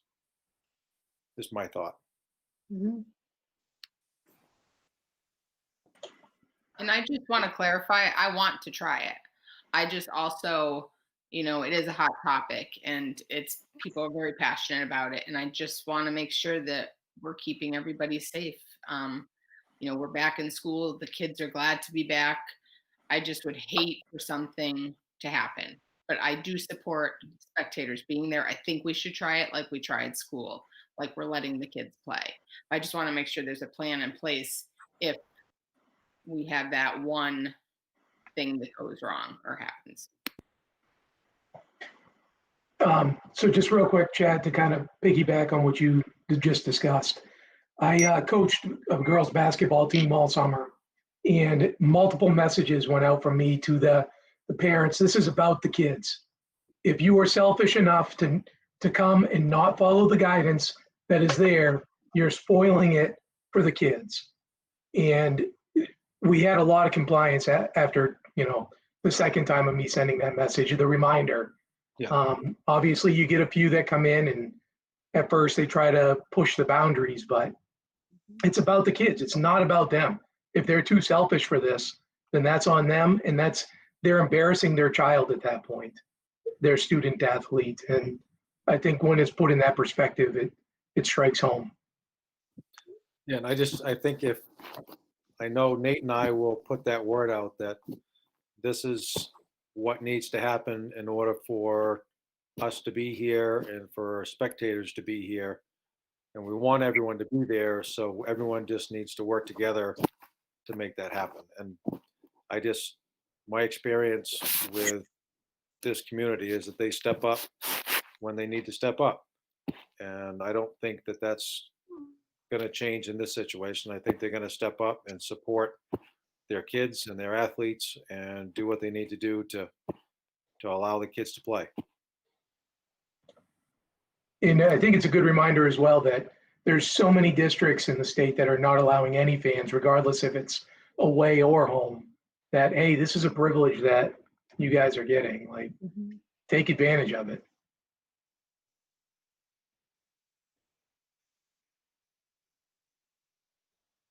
Is there anyone who objects to having spectators? Okay. Great. Do you want a vote or a thumbs up or a? That's entirely up to you, Becky. Whatever you want to have on record. Yeah, officially we don't need one, but if you feel more comfortable with that's certainly your prerogative. Okay, and the public is listening, and I think that that's really good. And I don't want to come across like I don't want to have this, Nate. That's not how I'm fearful of it. I'm really, really fearful of it. And I know that there's campuses in Maine right now, college campuses right now that are in lockdown where it looked like everything was going great and they were playing sports and they were playing sports safely. And I just don't want anything to happen. I don't want anything to happen to our staff, to our kids. I'm pretty nervous and really fairly gun shy, and there's a lot of this virus that scares me personally. I'll own it. Scares me personally. But I also know that sports are good. I love sports. I love football. I want to go. I wish I had a kid playing, but I don't. So that's my own personal feeling. But anyway, if everybody wants to do thumbs up, thumbs down, or just nod, or we'll do thumbs. Matthew's got a thumb up, so can we do thumbs up if we're good with this? Okay, looks like we're good. Super. Thank you. Thank you so much, Thank guys. you, Nate. Thank you. Okay, so then the next section, it's about the use of the high school gym on election day in Gardner. I wanted to have a conversation with you about this. Probably it was the middle to the end of August. Representative from the city of Gardner approached me about the use of the high school in November for election. And they had used it in July, which was fine when we didn't have any students present. My feedback at that time was no. I had consulted with with Chad, I had consulted with Becky and Veronica. We talked about it, and we were concerned that we're not certain where we will be in November. Depending upon the weather, we might need to use the gym as another place to serve lunch. Right now, we have students who are eating outside. By November, they may need to be inside. We have PE classes that are going on. And so we decided at the time to just say no. On September 3rd, the city manager of Gardner reached back out to me and asked that we reconsider. They are really struggling to find a location to conduct their election. So again, I reached out to Chad, Becky, and then Becky and I ended up having a virtual meeting with the city manager. I know Becky spoke to the mayor. We talked about some additional concerns, such as the unknown amount of traffic. This is potentially going to be a contentious election, and we were concerned about that. And Becky had been told that at the Boys and Girls Club a few years ago, maybe it was 2016, busloads of people were bussed in. And the congestion with traffic and the issues that that created. Also, they notified us that should a voter refuse to wear a mask, they would not be able to deny that person to be able to vote. So we were concerned that we would have community members in the building that were not following the rules that we were stating that students and staff absolutely needed to abide by. So again, after considerable thought, I mean, we spent a lot of time talking about it, weighing the pros and the cons. We said, unfortunately, we could not honor their request. Then about a week later, something occurred to us, a new opportunity that we've never had, that we never had before, and that is remote learning. So we thought, well, one thing that we could do is we could make that day, November 3rd, a 100% remote learning day for high school students only. And it would actually give us practice to really experience what that would look like should we be in a position where we have to move into remote learning or the RED model. But that's a pretty big change, and we know that it means if students are not in school on that particular day, that it will impact families as well as impacting our students and our staff. So we wanted to bring that concept to you first, get your input on whether you would support us moving to RED on November 3rd in order to allow the city of Gardner to access our high school gymnasium for the election. I know they're really struggling to try to find a place, and there is really no other location in the city of Gardner that is large enough to accommodate for the election. So kind of open that up. Becky, I'm sorry. Is the Boys and Girls Club out? Yes, because of COVID restrictions, they are completely out. You know, I was sitting here thinking about the traffic flow using the high school gym could be a little challenging. I think personally, if you open the other gate up at the junior high, that travel around the back of the gym and that particular location might even be a better location than the high school. Gabe, what do you think? Still in red? In red or in yellow, Matt?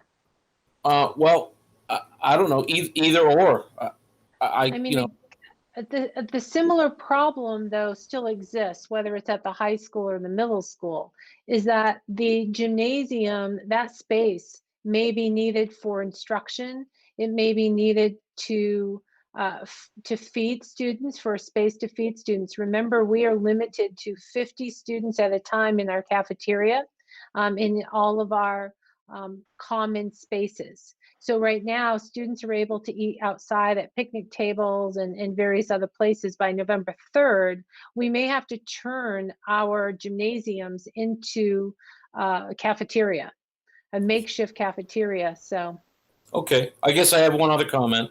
I guess red would work, but I think middle school, the junior high would be a better venue than the high school, just because of the choke points, the in and out driveway. And the other question I have is, do we know if we're going to be, could we be green by November 3rd or no? I don't think so, Matt.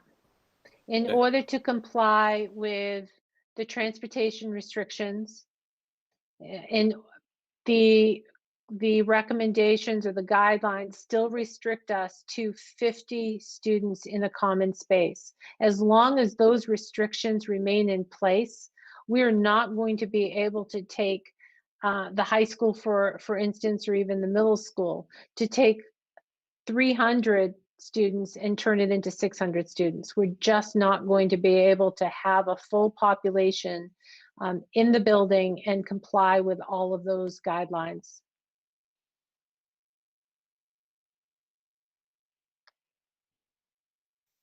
Jim, you had a question?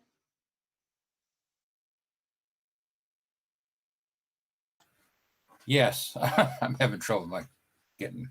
Anyways, not to be sappy or not, but I think we've got a civic responsibility to try to help any municipality to try to get this election to happen with the least amount of problems. But I also see this as an opportunity to use this as a dry run for our snow days. I mean, we've got a snow day comes on you pretty much got a 2-day notice. You know, we think it's going to rain on Wednesday. We're here Monday, not rain, but snow on Wednesday. Well, we've got 2 days to get ready.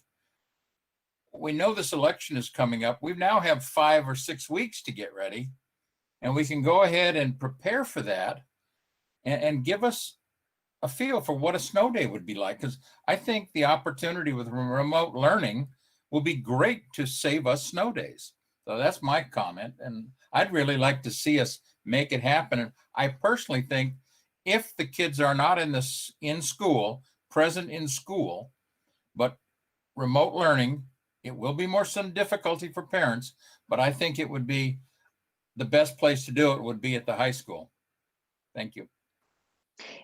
I'll just make one comment about the snow days and whether we'll be able to use remote learning for snow days. I don't know the answer yet. It really boils down to food service.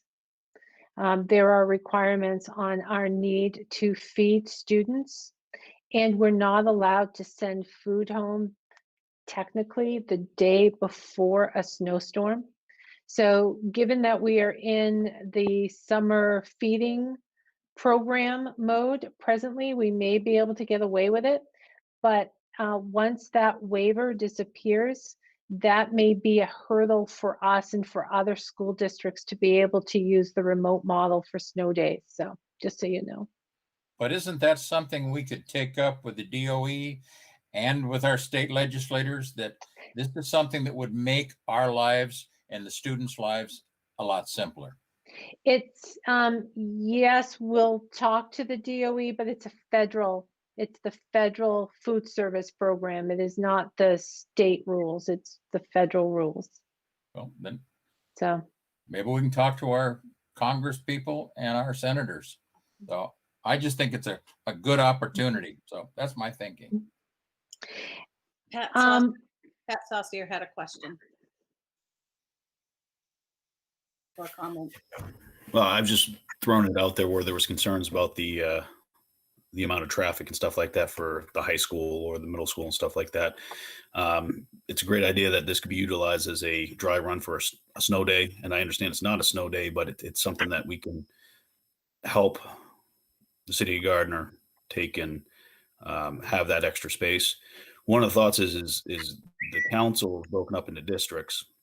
What's the thought process of having, and I know it's a lot of work, but we have time to prepare for this, but close all the schools down for that day and have the people that live in specific districts go to that specific school. So like the district that's surrounding LER, they would go to that school and utilize that facility to vote. And that would cut down on everybody going to one central location. Now, with that said, I don't know if there's enough volunteers to be able to man the voting booths and stuff like that. But it's an option to go 100% shut down. So that way there we can utilize this time to kind of fix any issues that arise with the distance learning and stuff like that to prepare. So if we do use the distance learning for snow days, we have a dry run here to be able to do that. So that's just my 2 cents.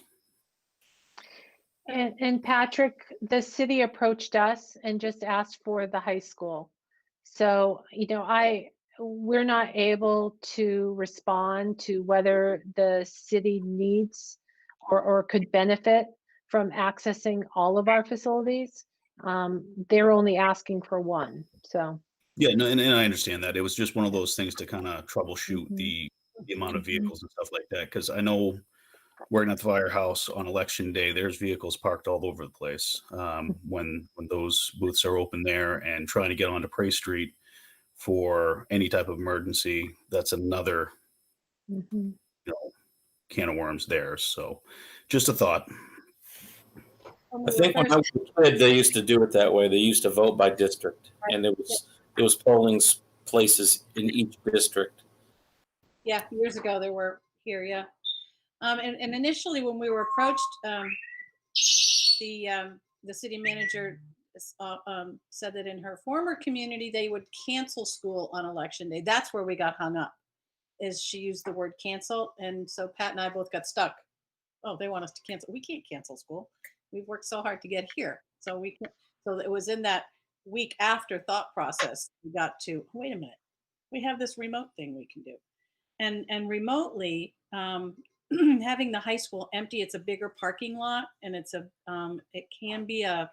not as logical a circle necessarily as the middle school, but it is a larger parking area, and I think we could make it work without canceling school, but going remote instead, if we can, and deep cleaning one building as opposed to deep cleaning several, because they were district or area specific.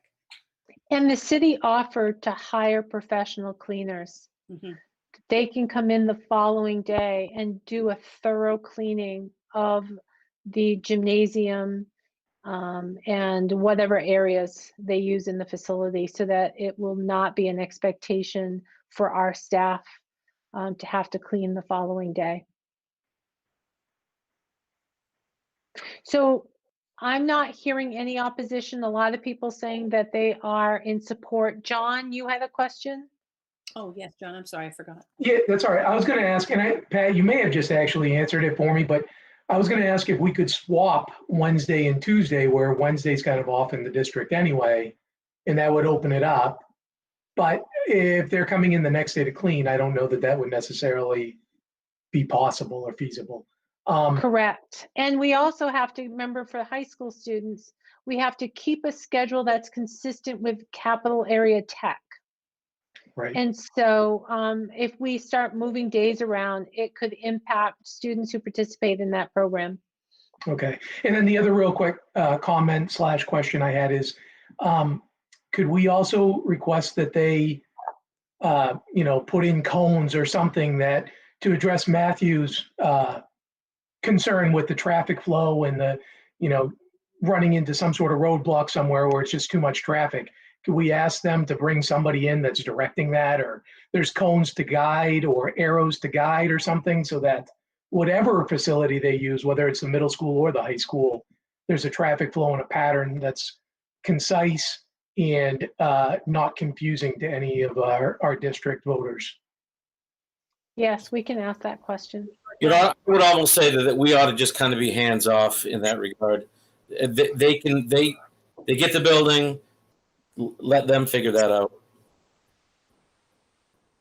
With the police's help, probably, police department. So what I'm hearing is that you are in support. At this point, it is just the high school that would go into red mode. They would be 100% remote, correct? For that Okay, one. Mm-hmm. for that one day. So should we have a motion and should we vote or do thumbs? Why don't you vote? I mean, why not in this particular case? We're going to have to communicate this with families. So I think it would help with the communication if I have an official vote. All right, then. I would like someone, please, to, I will put a motion out there and somebody say I move it. I'll make a motion. All right, I would like to make. All righty, I will move that we allow the city of Gardner to use our gymnasium at the high school for election day, and that we go to a remote learning day for that particular day for the entire school in the high school, for all of the students at high school for on election day. On November 3rd. Okay. And if somebody can make that sound better than that, I'd be happy. If you have a second, please. I'll second. Thank you, John. Pat, would you mind calling the roll, please? Sure. Becky Fless, Yay. Veronica Babcock, Yay. Nancy Fortier Brown, You may have needed to leave. She had a thing. She had a thing. okay. And I don't think Teresa joined us, right? I did not. Okay. Matthew Lillybridge, Yay. Jim Lothridge, Yay. Nicole Medore, Yay. Matthew Marshall, Yay. Patrick Saucier, Yay. Alyssa Tracy, Yay. John Umland, Yay. Tony Veet, Yay. Quentin Martin. Yay. Okay, that's unanimous. Whew, that was easy. Well, they will be one happy office tomorrow when we give them a jingle. Yeah, well, we will let them know. So thank you all for that.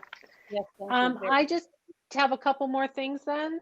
I just wanted to make sure that I kept you up to date on enrollment. When Martha sent the original packet, she provided an update to you. Since then, I think she sent it out on the 11th, just a couple more modifications. One, our homeschool numbers are up to 161. That's a 57% increase over last year.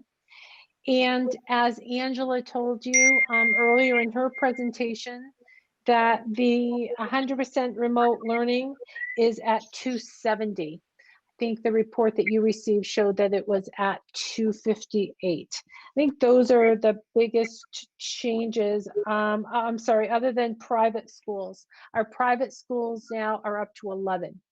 Last year we had 42. So we're expecting those numbers to start rolling in. That's all I have on enrollment. The other thing I just wanted to bring to your attention is the pandemic response coordinator.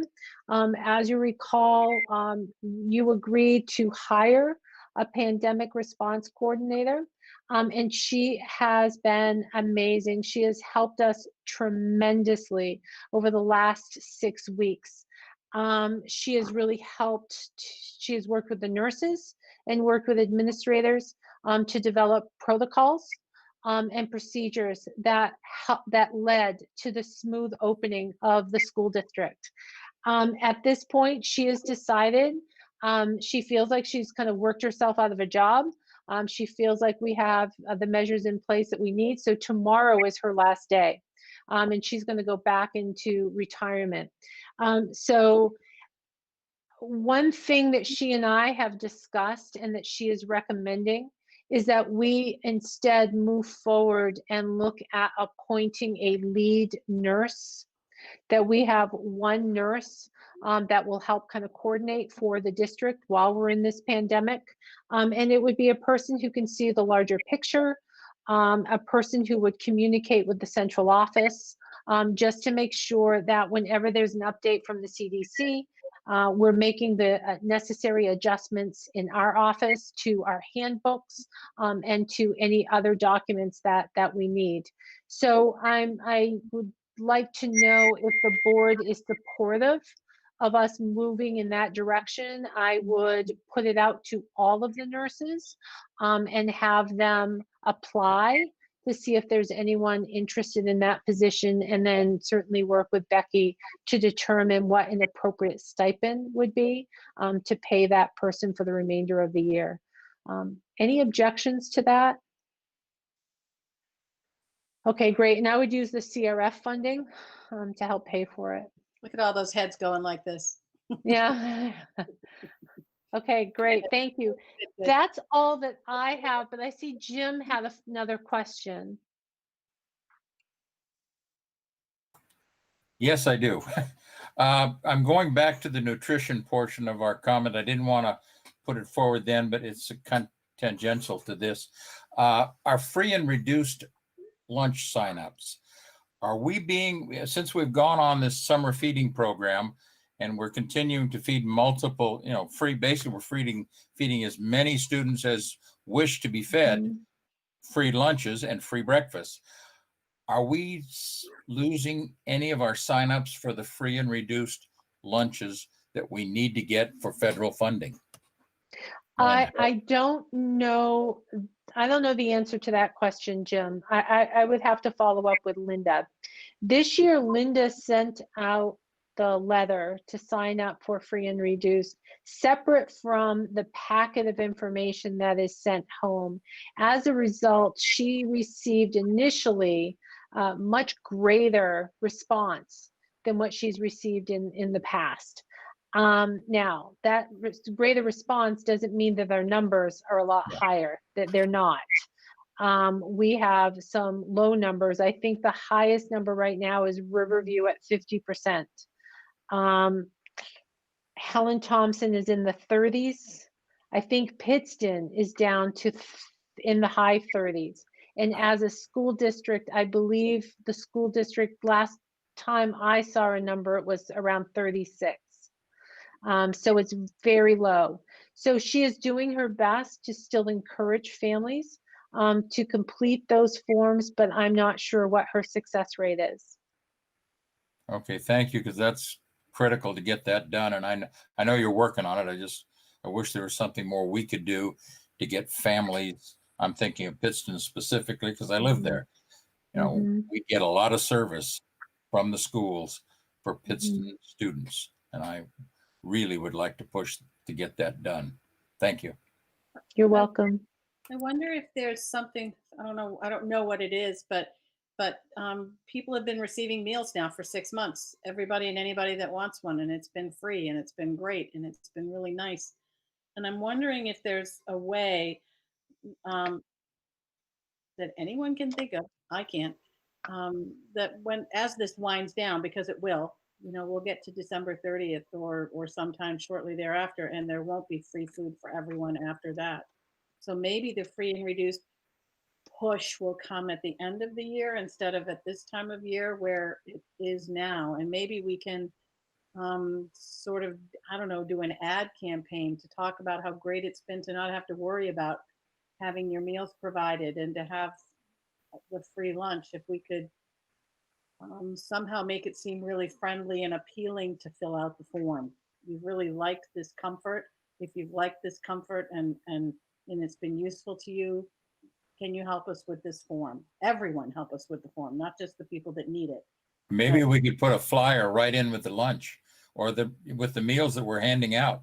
We need your help.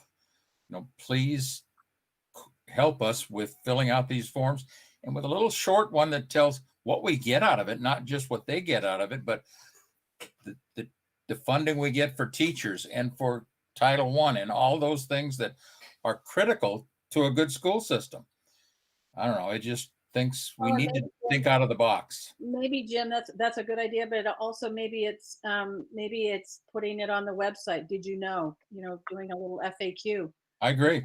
about free and reduced lunch, just so that people know what it's not just free food. It's lots of other things, beneficial things that your students get from you helping us, helping you.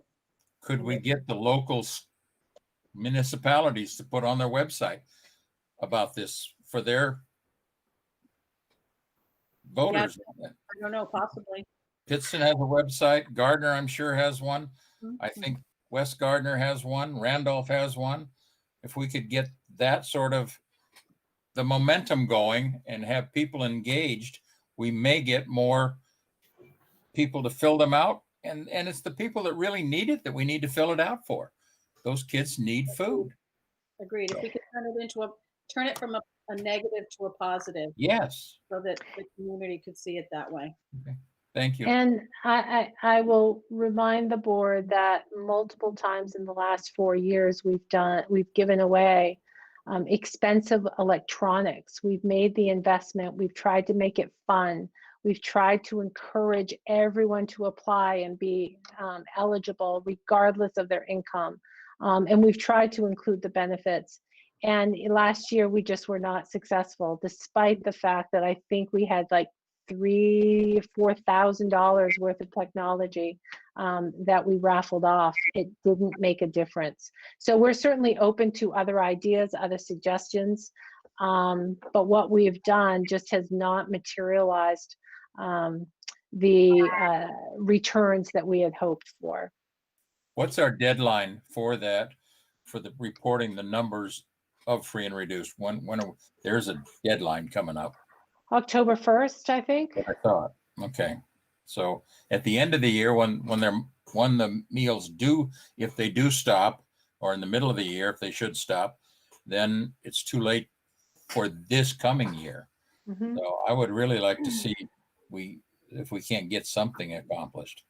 Jim, so the October 1st deadlines are used for the funding, for the school funding, as far as the general budget, the ED 279.